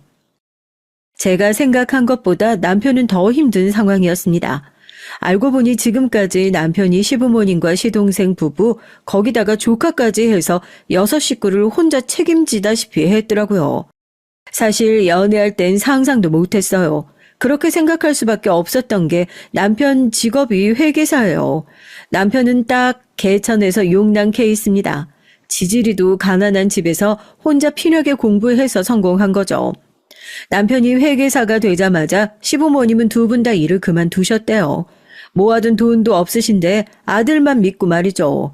전 아무리 그래도 남편이 회계사가 됐을 때면 2분 다 나이가 많지 않으셨을 텐데 굳이 일까지 그만둔 필요가 있었냐고 했지만 남편 말이 2분 다 건강 핑계를 대셨대요. 시아버지는 허리 디스크가 있고 시어머니는 당뇨가 있으셨거든요. 물론 각자 가정마다 사정이 있는 거겠지만 저도 이해가 되질 않았습니다. 당장 답답한 건 평생 희생만 하고 산 남편이었죠. 하지만 전 남편과 헤어지고 싶지 않았습니다. 제가 어떻게 찾은 제 남편인데 포기를 하겠어요. 전 남편이 만나던 다른 여자들처럼 도망치고 싶진 않았습니다. 정면으로 승부를 해보기로 했어요. 문제가 있다면 해결해야지 도망가는 건 제 성격과 맞지 않거든요. 그런데 막상 결혼을 하고 보니까 시댁은 생각보다 심각했습니다. 연세 드신 시부모님은 그렇다 치고 젊은 시동생과 동서까지 거의 집에서 놀다시피 하고 있더라고요. 아이까지 있는데도 말이죠. 그렇게 살고 있었으니 시동생과 동서는 제가 결혼하겠다고 인사를 왔을 때 별로 달가워하지 않았어요. 잘하면 평생 물고 늘어진 호구가 사라질 수도 있는 문제니까요. 시동생과 동선 절 보자마자 제 앞에서 얼마나 건방지게 구는지 그 속이 뻔히 보이더라고요. 저와 남편의 결혼을 막으려고요. 시동생과 동선 무슨 면접관이라도 된 것처럼 제 호구 조사를 했습니다. 어디서 태어났냐, 어느 학교를 나왔냐, 직장은 어디를 다니느냐 쉴 새 없이 질문을 해댔습니다. 전 있는 그대로 다 대답을 했어요. 그러자 이때다 싶었는지 아주 저를 물어뜯겠다고 달려들더라고요. 대학을 안 나오고 공장에서 일했다고요? 와, 대박. 우리 형이 아무리 노총각이라도 명색이 서울대 나온 남잔데 수준이 떨어져도 너무 떨어지는 거 아니에요? 그러게 요즘 시대에 대학 안 나왔다는 것도 신기한데 바로 공장에서 일했다는 거 더 쇼킹하네요. 우리 엄마 시대 때 얘기도 아니고. 저한테 모진 소리를 하면 제가 떨어져 나갈 줄 알았는지 아주 신이 나서 사람을 면전에 두고 싫은 소리를 하더라고요. 남편은 화가 나서 시동생에게 그만하라고 호통을 쳤습니다. 하지만 전 괜찮았어요. 이쯤이야 제게 별일 아니거든요. 제가 장사만 10년을 넘게 했습니다. 장사하다 보면 별의별 사람을 다 상대하는데 제가 이 정도로 나가 떨어져 줄 리가 있겠어요. 동서, 서울에서만 살아봤지? 거기다가 나보다 나이도 훨씬 어리고 그럼 거의 동서 어머니랑 내가 살아온 세대가 별반 다르지 않을 수 있어. 그러니까 동서도 나를 그냥 형님 아니고 엄마 같은 형님으로 잘 모셔. 괜히 나보다 시집 좀 일찍 왔다고 텃세 부리지 말고. 어머머머, 형님은 제가 무슨 텃세를 부렸다고 그래요. 누가 들으면 오해하겠네. 동서는 저보다 10살이나 어렸어요. 결혼을 일찍 해서 제가 결혼하던 당시에 이미 아이가 어린이집에 다니고 있었죠. 알고 보니 동서와 시동생은 대학 때 만나 사고를 쳐서 결혼을 했더라고요. 그랬으니 제대로 돈도 벌기 전에 살림부터 차린 거죠. 덕분에 남편이 시동생네까지 책임지다시피 한 겁니다.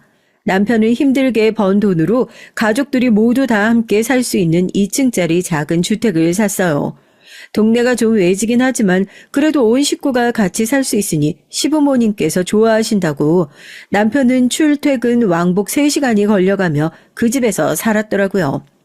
남편은 거의 회사에서 살다시피 하다 보니 독립해 나와 살려고도 노력해봤지만 온 가족이 다 못 나가게 막는 바람에 독립을 못했다고 하더라고요. 안 봐도 비디오죠. 남편이 출퇴근하느라 힘들어하는 걸 뻔히 알면서도 다 큰아들 독립 못 시키는 데는 이유는 딱 하나입니다. 집안의 유일한 호구를 멀리 보낼 수 없었을 테니까요. 전 결혼 준비를 할 때 바로 알았어요. 저희 살 신혼집을 구하는데 무조건 시댁 가까이에 살아야 한다고 하더라고요. 저와 부모님이 운영하는 정육점도 시댁에서 멀지 않아요. 그래도 전 친정 부모님이 사시는 같은 아파트 단지 신혼집으로 구할 생각이었거든요. 꼭 친정 근처서라가 아니라 제가 살아보니 신축의 가격도 비싸지 않고 저희 부부 예산에 그런 집 구하기 쉽지 않아 딱 좋았거든요. 그런데 시부모님은 노발대발이었습니다. 준석이 우리 집 장남이야. 누가 장남을 처가 근처로 보낸다니? 난 절대 허락 못하니까 무조건 우리 집으로 들어오든지 아니면 우리 집 근처에 구해. 어머니, 처가 근처라 꼭 그쪽으로 가는 건 아니에요. 그쪽의 위치도 좋고 예산에도 맞아서 여러 면에서 고려해보고 결정한 겁니다. 남편은 얼마나 답답한지 한숨까지 쉬더라고요. 전 속이 상해 잠자코 있었습니다. 그런데 그때였어요. 가만히 있으면 반응 갈 걸 시동생이 말도 안 되는 소리를 하더라고요. 형은 이왕 늦은 거 굳이 뭐하러 장가를 간다고 그래? 어차피 그 나이에 애도 안 생길 텐데 그냥 연애들이나 하지. 그 비싼 아파트를 뭐하러 사? 돈 아깝게. 정말 골이 아프다는 게 뭔지 알겠더라고요. 아무리 사회생활은 안 했어도 명색이 대학까지 나와 배웠다는 사람이 저런 멍청한 소리를 하는지 모르겠더라고요. 저희가 벌어서 집을 산다는데 마치 시동생 통장에 있던 돈이 나가는 것처럼 아까워하더라고요. 전 어이가 없어서 시동생을 쏘아봤습니다. 그런데도 시동생은 아랑곳하지 않고 멀쩡한 집 놔두고 왜 새 집 사냐고 투덜거리더라고요. 정말 가족이 되기도 전에 벌써 미운정이 드는 것만 같았죠. 거기다가 더 기가 막혔던 건 시부모님도 똑같다는 겁니다. 그럴 돈 있으면 나 여행이나 좀 보내달라니까. 내가 친구들하고 스페인 순례길 보내달라고 했을 땐 힘들다고 하더니만. 아버지, 허리 디스크 수술 받은 지 얼마 됐다고 순례길이에요. 당장은 안 되고 병원에서 오래 걸어도 된다고 하시면 보내드린다고 했잖아요. 이런 가관도 없었습니다. 이런 상황에 시아버지는 순례길 타령을 하시더라고요. 허리에 복대를 칭칭 감으시고요. 전 애써 말을 아꼈습니다. 제 성질대로 했다간 괜히 남편과 시부모님 사이까지 틀어질 것 같아서요. 아들이 장가를 간다는데 누구 하나 축하해주는 사람이 없고 다들 못 잡아먹어서 안달이더라고요. 남편은 듣다 참기 힘들었는지 그만 좀 하시라고 자기도 이제 40대 중반이라면서 알아서 하겠다고 소리를 지르고 자리를 일어났습니다. 정 끓어오르는 분노를 애써 참고 인사라도 드리고 돌아가려고 주방 안쪽으로 들어갔어요. 그런데 시어머니와 동서가 둘이 궁시렁거리고 있더라고요. 저 여자 분명히 아주버님 직업 보고 달려든 거라니까요. 그게 아니면 저 나이에 굳이 결혼을 왜 해요? 내 아들이지만 정말 이해가 안 된다니까. 지가 뭐가 못나서 정육점에서 고기나 자르는 나이 많은 여자랑 결혼을 하냐고. 도대체 뭐를 보고. 저도 처음 들었을 때 엄청 놀랐다니까요. 지금까지 장가 안 가고 계시길래 눈 엄청 높으신가 했더니만 40 된 아줌마가 뭐래요? 내가 나이는 좀 많아도 어디 가서 아줌마 소리를 아직 안 듣는데 예비 동서가 말을 좀 함부로 하네. 저도 웬만하면 그냥 모른 척 돌아가려고 했는데 도저히 화가 나서 그냥 못 가겠더라고요. 제가 주방 안까지 들어가고 나서야 화들짝 놀란 동선 애써 남편이 연애도 오래 안 했는데 너무 빠르게 결혼을 결정한 것 같아 걱정돼서 한 소리라고 둘러대더라고요. 걱정 마요. 동서 말대로 우리가 나이가 있는데 어머님 아버님께 예쁜 손주 하루라도 더 빨리 낳아드리려면 서둘러야죠. 어머, 그 나이에 자식까지 보시려고요? 저희 아주버님 나이가 40 중반이에요. 너무 욕심 많으신 거 아니에요? 맞아요. 내가 원래 욕심이 좀 많아요. 그래서 앞으로 우리 신랑 돈 관리도 내가 하기로 했어요. 신랑도 제가 하는 게 더 잘할 것 같다고 그러더라고요. 저 나름대로 일종의 선전포고였습니다. 이제 던 제 남편 등에 빨대 꽂지 말라는 경고를 포함해서요. 제 말에 시어머니와 동서의 눈이 동그래졌습니다. 사실 이건 저와 남편이 진작 상의한 내용이에요. 남편이 결혼까지 망설일 정도로 가족들을 버거워하고 힘들어하는 데는 경제적인 이유가 가장 크니까요. 남편은 회계사예요. 아무리 아내라도 남한테 경제권을 넘길 정도로 허술한 사람이 아니죠.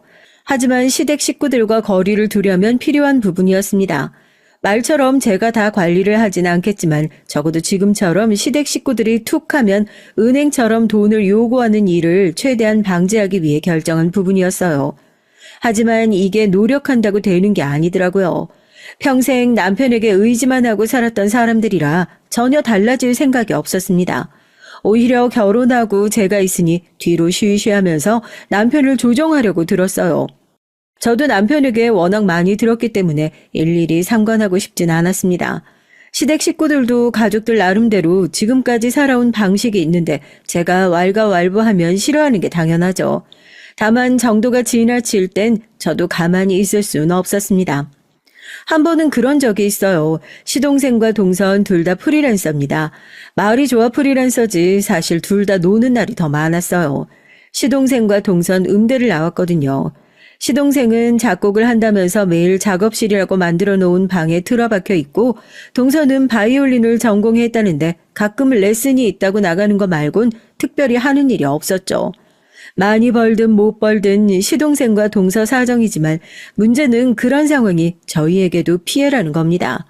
둘 다 결혼하고 지금까지 내내 시댁에서 함께 사는데도 생활비 한 푼을 안 낸다네요. 전 이해가 안 돼서 남편에게 몇 번이나 물었습니다. 아무리 그래도 아이까지 세 식구가 얹혀 살면서 어떻게 생활비도 안 내고 사냐고요. 시부모님 두 분 다 벌이가 없으신데 그럼 생활을 어떻게 하냐고 물었습니다.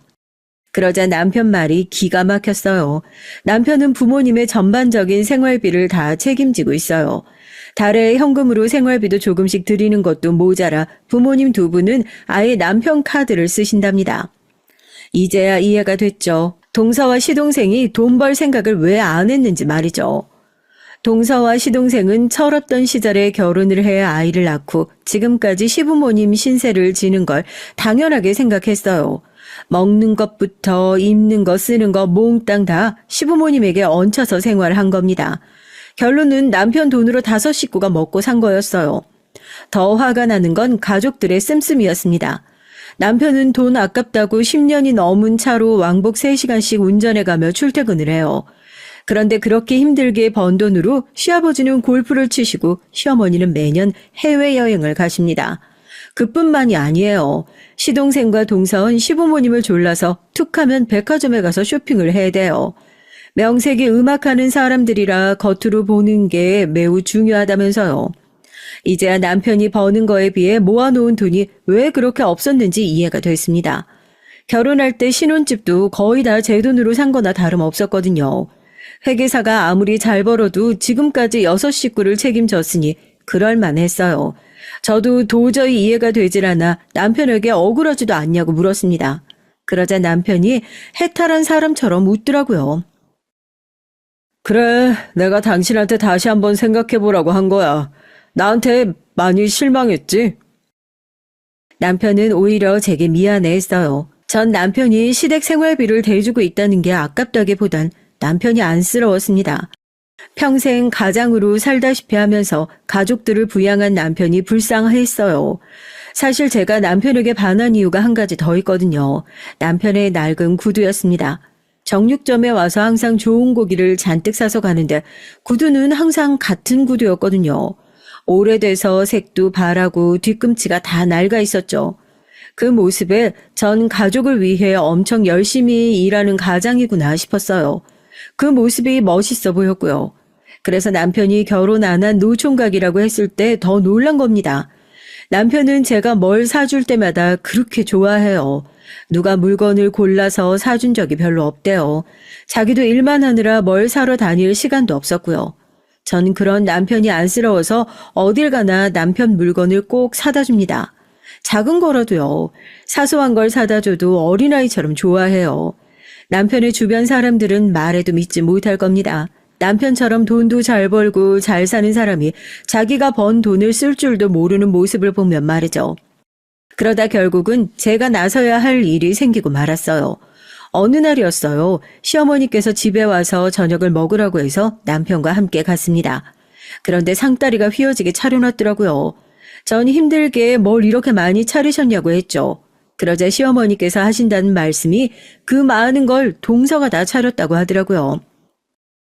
우리 둘째가 화려하게 생기고 평생 바이올린만 쳐서 살림은 아예 못할 줄 아는데 소음씨가 얼마나 좋은지 몰라. 우리 장남이 옛날부터 둘째가 만든 음식이라면 자다가도 벌떡 일어나서 먹었다니까. 맞아요. 아주버님이 제가 만든 갈비찜 좋아하셔서 잔뜩 했어요. 따로 반찬통에 담아놨으니까 가실 때 꼭 챙겨가세요. 시어머니와 동서의 알랑방귀에 남편은 아주 좋아 죽더라고요. 하지만 전 어딘지 불안했어요. 시부모님이야 항상 남편이라면 떠받드셨지만 동서가 저 정도로 적극적인 건 처음 봤거든요. 그런데 역시나 제 눈은 못 속입니다. 동서는 역시나 꿍꿍이가 있었죠. 남편에게 바라는 게 있었습니다. 상의도 없이 혼자 바이올린 레슨을 전문적으로 할 수 있는 연습실을 알아보고 다녔더라고요. 마침 좋은 자리가 있다면서 계약하고 싶다는 겁니다. 전 애써 모르는 척 동서에게 알아서 계약하면 되지 왜 우리한테 말하냐고 말을 잘라버렸죠. 양심이 있으면 뒷얘기 하지 않겠지 싶어서요. 하지만 그냥 넘어갈 동서가 아니었습니다. 우리 수호 유치원 들어간 거 아시죠? 이제 배울 것도 많고 돈 들어갈 때도 많은데 저희 수입으론 턱도 없어요. 제가 뭐라도 해서 우리 세 식구 살아야죠. 동서는 하소연을 늘어놓았습니다. 언제까지 시댁에 얹혀 살 수는 없으니 본인들도 경제적으로 독립을 하려면 이 방법밖에 없답니다. 그러면서 한다는 말이 너무 당당하게 남편에게 연습실을 계약해달라네요. 보증금이랑 인테리어 비용만 내주면 그 후로는 자기가 어떻게든 해보겠다고요. 동서 말이 너무 당당해서 누가 보면 남편에게 돈이라도 맡겨놓은 줄 알겠더라고요. 전 그게 말이 되는 소리냐고 따졌습니다. 동서 학원 보증금을 왜 우리 남편이 내주냐고요. 제 말 한마디에 시댁 식구들이 아주 똘똘 뭉쳐서 저를 몰아붙이더라고요. 준석이는 새아가 네 남편이기 전에 내 아들이야. 제가 대학 다니고 시험 공부하는 동안 나랑 너희 시아버지가 그 뒷바라지를 다 했는데 이제 와서 이러면 안 되지. 이제 막 시집온 새애기 네가 뭘 한다고 끼어들어? 어? 네가 들어오기 전에 우리 집안에는 엄연한 질서가 있었어. 며느리라는 게 괜한 분란 일으키지 말고 얌전히 있어. 시부모님의 호통에 전 기가 차서 말문이 막혔습니다. 이럴 땐 저를 이방인 취급하더라고요. 억울해서 한마디 하려는데 남편이 제 손을 지그시 잡았습니다. 그러곤 단호하게 말했어요. 재수 씨 말 알아들었어요. 재수 씨 말대로 그 연습실 계약해요. 내가 보증금이랑 공사를 해줄게요. 단 빌려주는 거예요. 재수 씨가 새 식구는 알아서 책임진다고 했으니까 앞으로는 부모님께 손 벌리지 말고 알아서 살아요. 부모님께 생활비도 드리고 내 돈도 당연히 갚아야 하고요. 형, 아직 연습실은 시작도 안 했는데 벌써 무슨 생활비를 드려. 우리가 우선 상황 보고 그때 가서. 상황은 지금까지도 많이 봐줬어. 안 그래도 얘기하려고 했는데 네 형수 아이 가졌다. 나도 이제 내 처자식 챙기느라 바쁘니까 너희가 알아서 살아. 그리고 아버님 어머님도 카드 한도 조정했어요. 말씀드린 대로 저도 이제 한 가정의 가장이니 지금처럼은 못 도와드려요. 남편의 처음 보는 모습이었습니다. 드디어 남편이 알을 깨고 나왔더라고요. 제가 아이를 가진 게 남편에게도 큰 계기가 된 것 같아요. 남편과 제가 둘 다 나이가 많아서 아이는 기대하지 않았는데 자연 임신이 됐어요. 저와 남편은 안정기에 들어서면 시부모님께 말씀드리려고 했는데 상황이 상황인지라 할 수 없이 일찍 말하게 됐죠. 그래도 시부모님은 너무 좋아하셨습니다. 다행히 저의 임신 소식에 조금 전 동서의 일은 자연스레 잊힌 것 같더라고요. 시아버지도 신이 나서는 남편에게 편한 대로 하라고 하셨습니다. 식구가 하나 더 늘었으니 가족들이 하나로 뭉쳐 허리띠를 졸라야 한다고요. 둘째 너 우리 장남이 큰맘 먹고 도와주는 거니까 이번 일은 포기하지 말고 어떻게든 잘 해내. 그래서 나도 우리 둘째 아들한테 생활비 좀 받아보자. 그날 이후 남편은 정말 동서가 눈도장을 찍어두었다는 연습실 보증금을 빌려줬어요. 인테리어까지 싹 다 고쳐주고요. 전 이게 잘한 건지 모르겠습니다. 남편이 빌려준 돈은 무조건 갚으라고 단호하게 말하긴 했지만 그게 언제가 될지 모르는 일이니까요.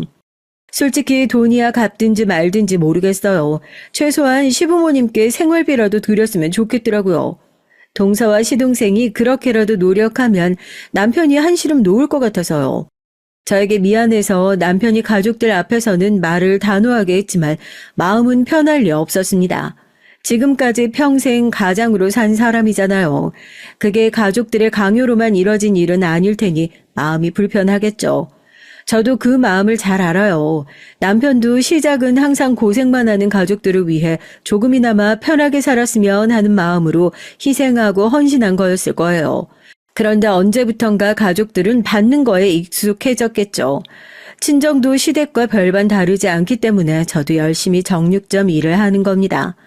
동생이 좀 더 잘 나간다고 해서 거기에만 기대고 싶지 않았거든요. 그런데 세상은 참 제 맘 같지 않아요. 저희 시댁은 조용할 날이 없었습니다. 저희 아들이 3돌 정도 지났을 때 일이에요. 명절날 오랜만에 가족들이 다 모였는데 얘기를 하다 보니 내년에 동선의 아들이 초등학교를 간단 말이 나왔어요. 전 깜짝 놀랐죠. 제가 결혼할 당시에 저희 아들만 했던 조카가 벌써 학교에 간다고 하니까 신기하더라고요.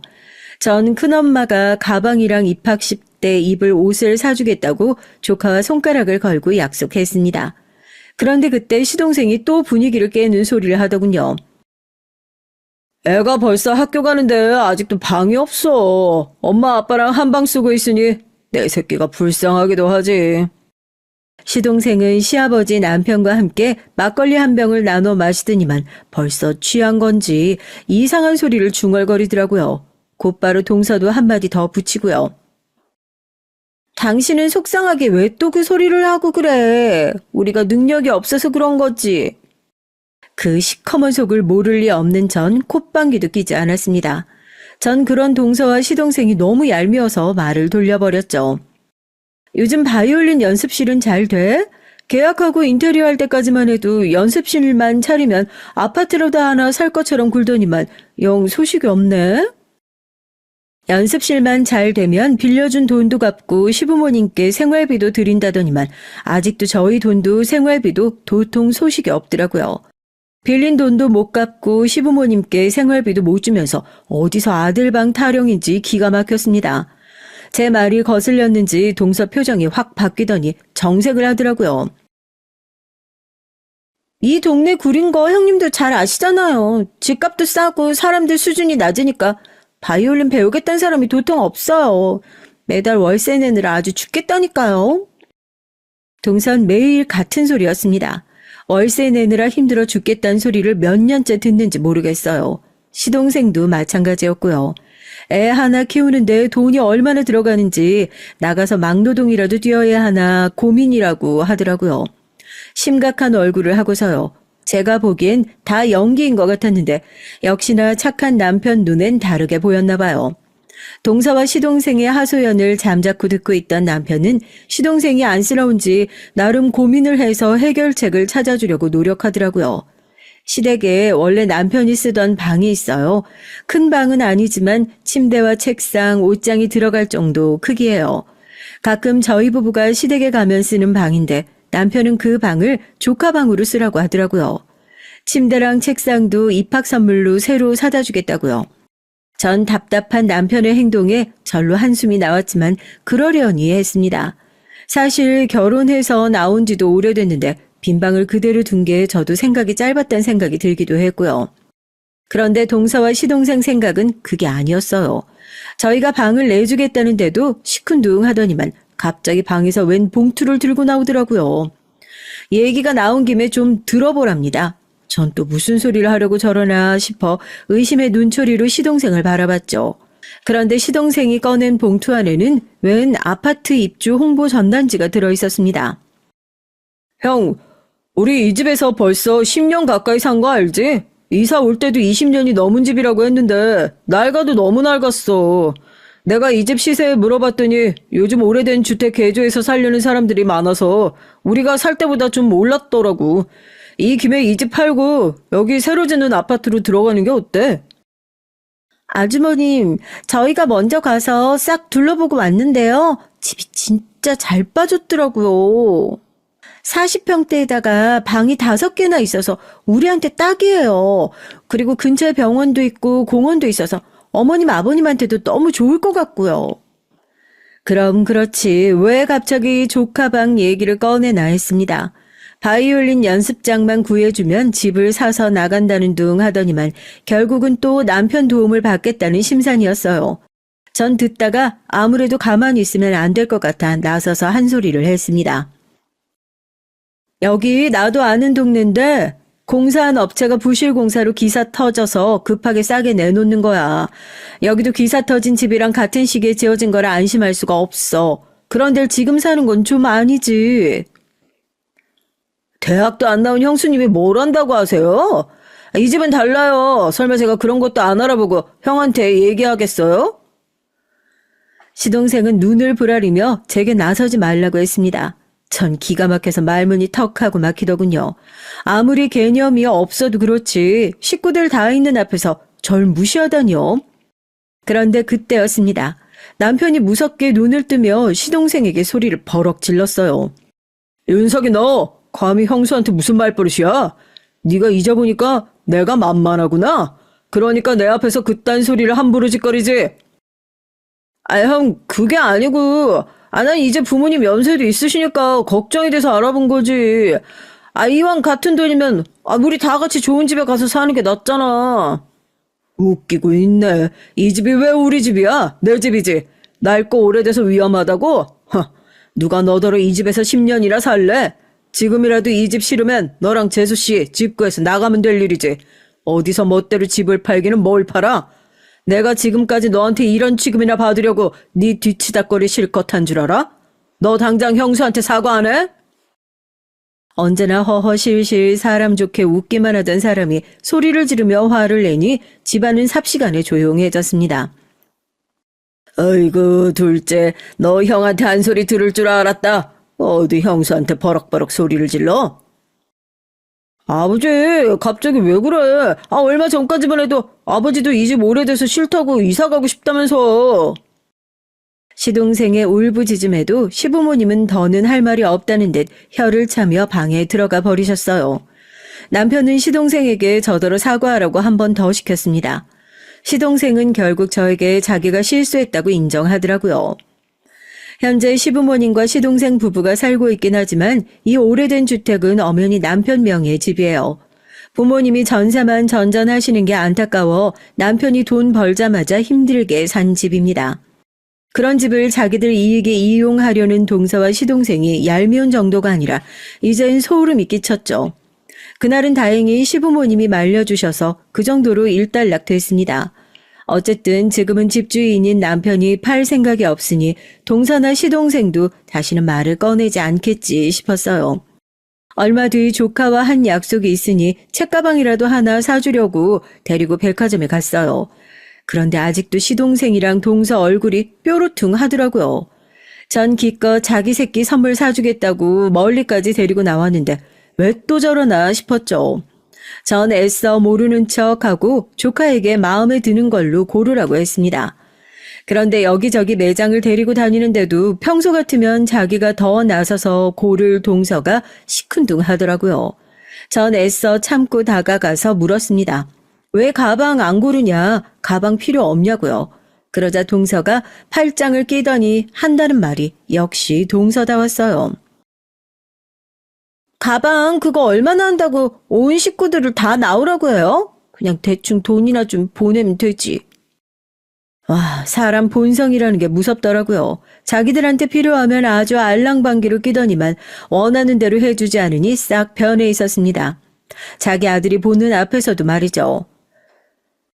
형이 형수 앞에서 예의 바르게 하라고 해서 지금까지 참고 있었는데 더는 안 되겠네요. 사실 저희 책가방 필요 없어요. 장모님이 가방 사라고 이미 용돈 주셨거든요. 시동생은 잔뜩 꼬인 말투로 얘기를 했습니다. 저와 남편은 그럼 진작 말을 하지. 어쨌든 여기까지 왔으니 옷이라도 한 벌 사주겠다고 했습니다. 그런데도 시동생은 여전히 꼬여 있었죠. 참, 우리 이사 나가기로 했어. 우리가 아무래도 안쓰러웠는지 처가댁에서 좀 도와주시겠다네. 형 좋겠다. 지금까지 내 뒤치다거리 하느라 귀찮았을 텐데 내가 알아서 꺼져주니까 속이 다 시원하겠네. 남편은 무슨 그런 소리를 하냐고 한 소리 하려고 하더군요. 제가 옆에서 말렸어요. 안 그래도 저번 일로 형제끼리 서로 감정이 상해있는데 시동생과 동서가 시댁을 나가는 마당에 서로 얼굴 붉혀봐야 좋을 거 없을 것 같아서요. 전 애써 웃는 얼굴로 잘 됐다고 축하해줬습니다. 나중에 이사할 때 필요한 거 있으면 얘기하라고도 했어요. 그렇게 시간이 흘렀습니다. 동서와 시동생이 시댁을 나가고 나니 나름대로 평화로운 나날이었죠. 이사를 나갔어도 한 동네라 자주 보긴 했지만 그래도 각자 아이들 키우느라 정신없이 살다 보니 전처럼 서로 부딪힐 일은 거의 없더라고요. 그러던 어느 날이었습니다. 전 언제나처럼 부모님 정육점 앞을 청소하고 있었죠. 부모님은 힘들게 뭘 그런 걸 직접 하느냐고 하셨지만 전 전혀 힘들지 않았습니다. 손님들 보기에도 가게 앞이 깨끗해야 또 오고 싶을 테니까요. 마침 화장실 청소도 하려고 고무장갑을 끼고 걸레를 들고 나서는데 익숙한 얼굴이 걸어오더라고요. 동서와 조카였습니다. 조카가 정육점에 있는 건물에 수학학원을 다니는 줄 알고 있었는데 만난 건 처음이었죠. 조카는 학원에 가기 싫다고 짜증을 내고 있었고 동서는 조카한테 큰 소리를 치며 오고 있더라고요. 오랜만에 본 거기야 하지만 동선 여전히 반갑지 않았고요. 지금까지의 전적으로 볼 때 또 무슨 소리를 할까 걱정부터 앞섰거든요. 그래도 조카가 옆에 있으니 전 제가 먼저 다가가 반갑게 인사했습니다. 학원 오는 길이냐고요. 그러자 동서가 제 모습을 위아래로 기분 나쁘게 훑어보더라고요. 그러더니 한다는 소리가 말 같지도 않았습니다. 너 자꾸 그렇게 학원 안 간다고 버틸 거야? 너 내가 말했지? 공부도 다 한때라고. 잠깐 힘들다고 포기하면 인생 망치는 거야. 저기 네 큰엄마 좀 봐. 대학도 못 나와서 20대 때 내내 공장 다니더니만 이젠 하다 건물 청소까지 하잖니? 너 공부 안 하면 큰엄마처럼 돼? 너 저러고 살고 싶어? 전 제 귀로 똑똑히 듣고도 잘못 들은 줄 알았습니다. 아무리 개념이 없어도 그렇지 애 앞에서 할 말 못할 말 구분 못하더라고요. 전 들고 있던 대걸레를 바닥에 던져버리고 동서에게 다가갔죠. 그리고 지금 말 다 한 거냐고 인상을 썼습니다. 그러자 그제야 좀 겁이 나는지 동서는 뒷걸음질을 치더군요. 형님, 제 말이 틀린 건 아니잖아요. 이 김에 형님이 우리 애한테 말 좀 해줘요. 공부 안 해서 몸으로 고생하면 평생 고달프다고요. 동서라는 여는 도무지 답이 없었어요. 지금까지 그나마 나이도 어리고 나름 가족이라고 생각해서 저도 참아준 건데 이제 저도 참아줄 수가 없더라고요. 지도 나이도 처먹을 만큼 처먹었고 조카도 벌써 중학생인데 아직도 저러고 사나 싶더라고요. 전 제 성격대로 하기로 했습니다. 전 동서에게 성큼성큼 다가가 동서의 뺨으로 올려붙였죠. 그리고 지금까지 제가 말하지 않았던 진실을 동서에게 얘기했습니다. 야, 이 엄치라고는 없는 년아. 네가 지금까지 내 남편 도움받으면서 산 세월이 얼만데 아직도 정신을 못 차리고 내 앞에서 함부로 떠들어? 내가 공부를 안 해서 평생 고달프게 살아? 웃기고 있네. 모르면 입 다물어. 네가 지금 서 있는 이 8층 건물이 바로 내 건물이라고. 형님, 지금 제 뺨 때린 거예요? 그리고 그게 무슨 말도 안 되는 소리예요. 구라를 쳐도 무슨 그런 구라를? 동서는 뺨을 부여잡으며 제 말을 믿지 않았습니다. 그때 밖에서 나는 소리를 듣고 놀란 부모님이 가게 밖으로 나오셨어요. 내가 지금까지 우리 사위 얼굴 보고 참고 있었는데 해도 너무하는 집구석이구나. 바이올린 학원인가 뭔가 한다고 뜯어간 돈이 얼만데 그런 염치 없는 소리를 해요.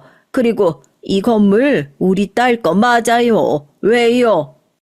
어머니까지 나와서 얘기를 하니 동서는 혼란스러운지 어쩔 줄 몰라 했습니다. 우리 조카 큰엄마가 소리 질러서 미안. 근데 공부 안 해도 돼. 나 봐봐. 어릴 때 공부 못했어도 열심히 살아서 떡하니 내 건물 샀잖아. 우와, 큰엄마 너무 멋있어요. 엄마 그것 봐. 엄마처럼 평생 바이올린만 치면 뭐해? 매일 비싼 물건만 사대니까. 엄만 큰엄마처럼 건물도 못 샀잖아. 에이, 나 이제 엄마 말 안 들어.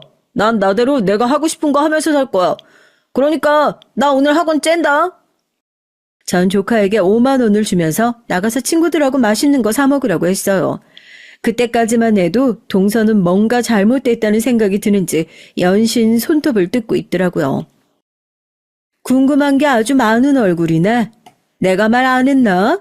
내 동생이 엄청 유명한 보안 프로그램 회사 대표야. 내가 그 회사 창립할 때부터 투자를 좀 해서 거기 지분자고 거기서 나오는 돈으로 이 건물도 산 거고.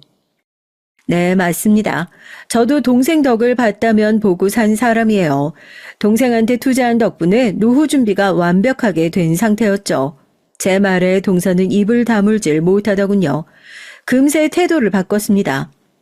어머, 정말 형님 속은 모르겠다니까요. 이렇게 좋은 건물을 가지고 계셨으면 왜 지금까지 말 안 하셨어요? 우리가 빈대라도 붙을까봐 말씀 안 하신 거예요? 이 사실 속인 걸 시부모님이 아시면 얼마나 형님한테 실망하시겠어요. 안 되겠다. 지금 바로 말씀드려야지. 동서는 무슨 대단한 약점이라도 잡은 것처럼 시어머니에게 전화를 걸려고 하더라고요. 전 기가 차서 배를 잡고 웃었습니다. 잊어보니 동선 바이올린 치는 것 말곤 세상 돌아가는 걸 전혀 모르는 것 같았어요. 동서, 대학도 나왔단 사람이 무슨 머리가 그렇게 나빠? 어머님, 아버님은 이 건물 내 거인 거 이미 진작부터 알고 계셔. 우리 신랑 회사 그만두고 곧 이 건물로 들어와서 개업할 거라 바로 얼마 전에 말씀드렸거든. 그랬더니 너무 좋아하시더라. 동서도 온 김에 구경하고 가. 지금 2층에 공사 중이거든. 이게 뭐야? 형님이랑 아주버님이 우리한테 어떻게 이럴 수가 있어요? 형님, 그럼 나도 여기 건물에 자리 하나만 줘요. 제가 레슨 열심히 해서 자리 잡으면 그땐 월세 낼게요. 이렇게 좋은 형님 건물이 있는데 제가 왜 남의 건물에 세를 내요? 너무 아깝잖아요. 그렇죠? 웃기고 있네. 내가 동서 이럴 줄 알고 말 안 한 거야. 난 내 남편이랑 달라. 계산을 확실히 하는 사람이고 내 건물 들어오고 싶으면 정당하게 보증금 내고 들어와. 거지같이 빌붙으려고 하지 말고. 근데 그게 가능하겠어? 듣자하니 동서 지금 있는 연습실 월세도 못 내서 보증금 다 까였다며? 그래서 우리 돈이나 갚겠어? 전 제 할 말만 하고 가게로 들어가려고 몸을 돌렸습니다. 그런데 그때 동서는 제 바지가랑이를 잡고 늘어졌어요. 이래저래 다급하겠죠. 지금까지 제 남편을 은행처럼 드나들며 돈만 빼갔지 갚은 적은 한 번도 없었거든요. 전 이젠 상황이 달라졌으니 무조건 다 갚으라고 했습니다. 이젠 시부모님도 더는 동서 편이 아니니까요. 동서는 울고불고 난리를 쳤지만 전 매몰차게 돌아섰습니다. 장사해야 되니까요. 그날 이후 어떻게 됐냐고요? 여우 같은 동서는 제 건물의 존재를 알자마자 망한 레슨 학원을 정리했어요. 그 후에 제 건물에 다시 시작해 보겠다고 몇 번 말했지만 전 싹 무시해버렸고요. 보증금 안 가져오면 절대 안 받아준다고 했죠. 동서는 더는 제 앞에서 찍소리 못해요. 제가 눈만 마주치면 돈 언제 갚을 거냐고 물어보거든요. 저도 이렇게까지 하고 싶진 않았지만 동서와 시동생을 위해서 남편처럼 무르게 구는 건 좋은 방법이 아닌 것 같아요. 군말 없이 챙겨주고 도와주면 뭐래요? 고마운 줄 모르고 사람을 무시하기까지 하는데요. 전 이번 기회에 아주 동서를 참교육해서 사람 좀 만들어 볼랍니다. 현명한 유부 선배님들 동서를 참교육할 만한 방법이 있으시면 댓글로 남겨주세요. 참고하도록 하겠습니다. 저희 긴긴 얘기 들어주셔서 감사합니다.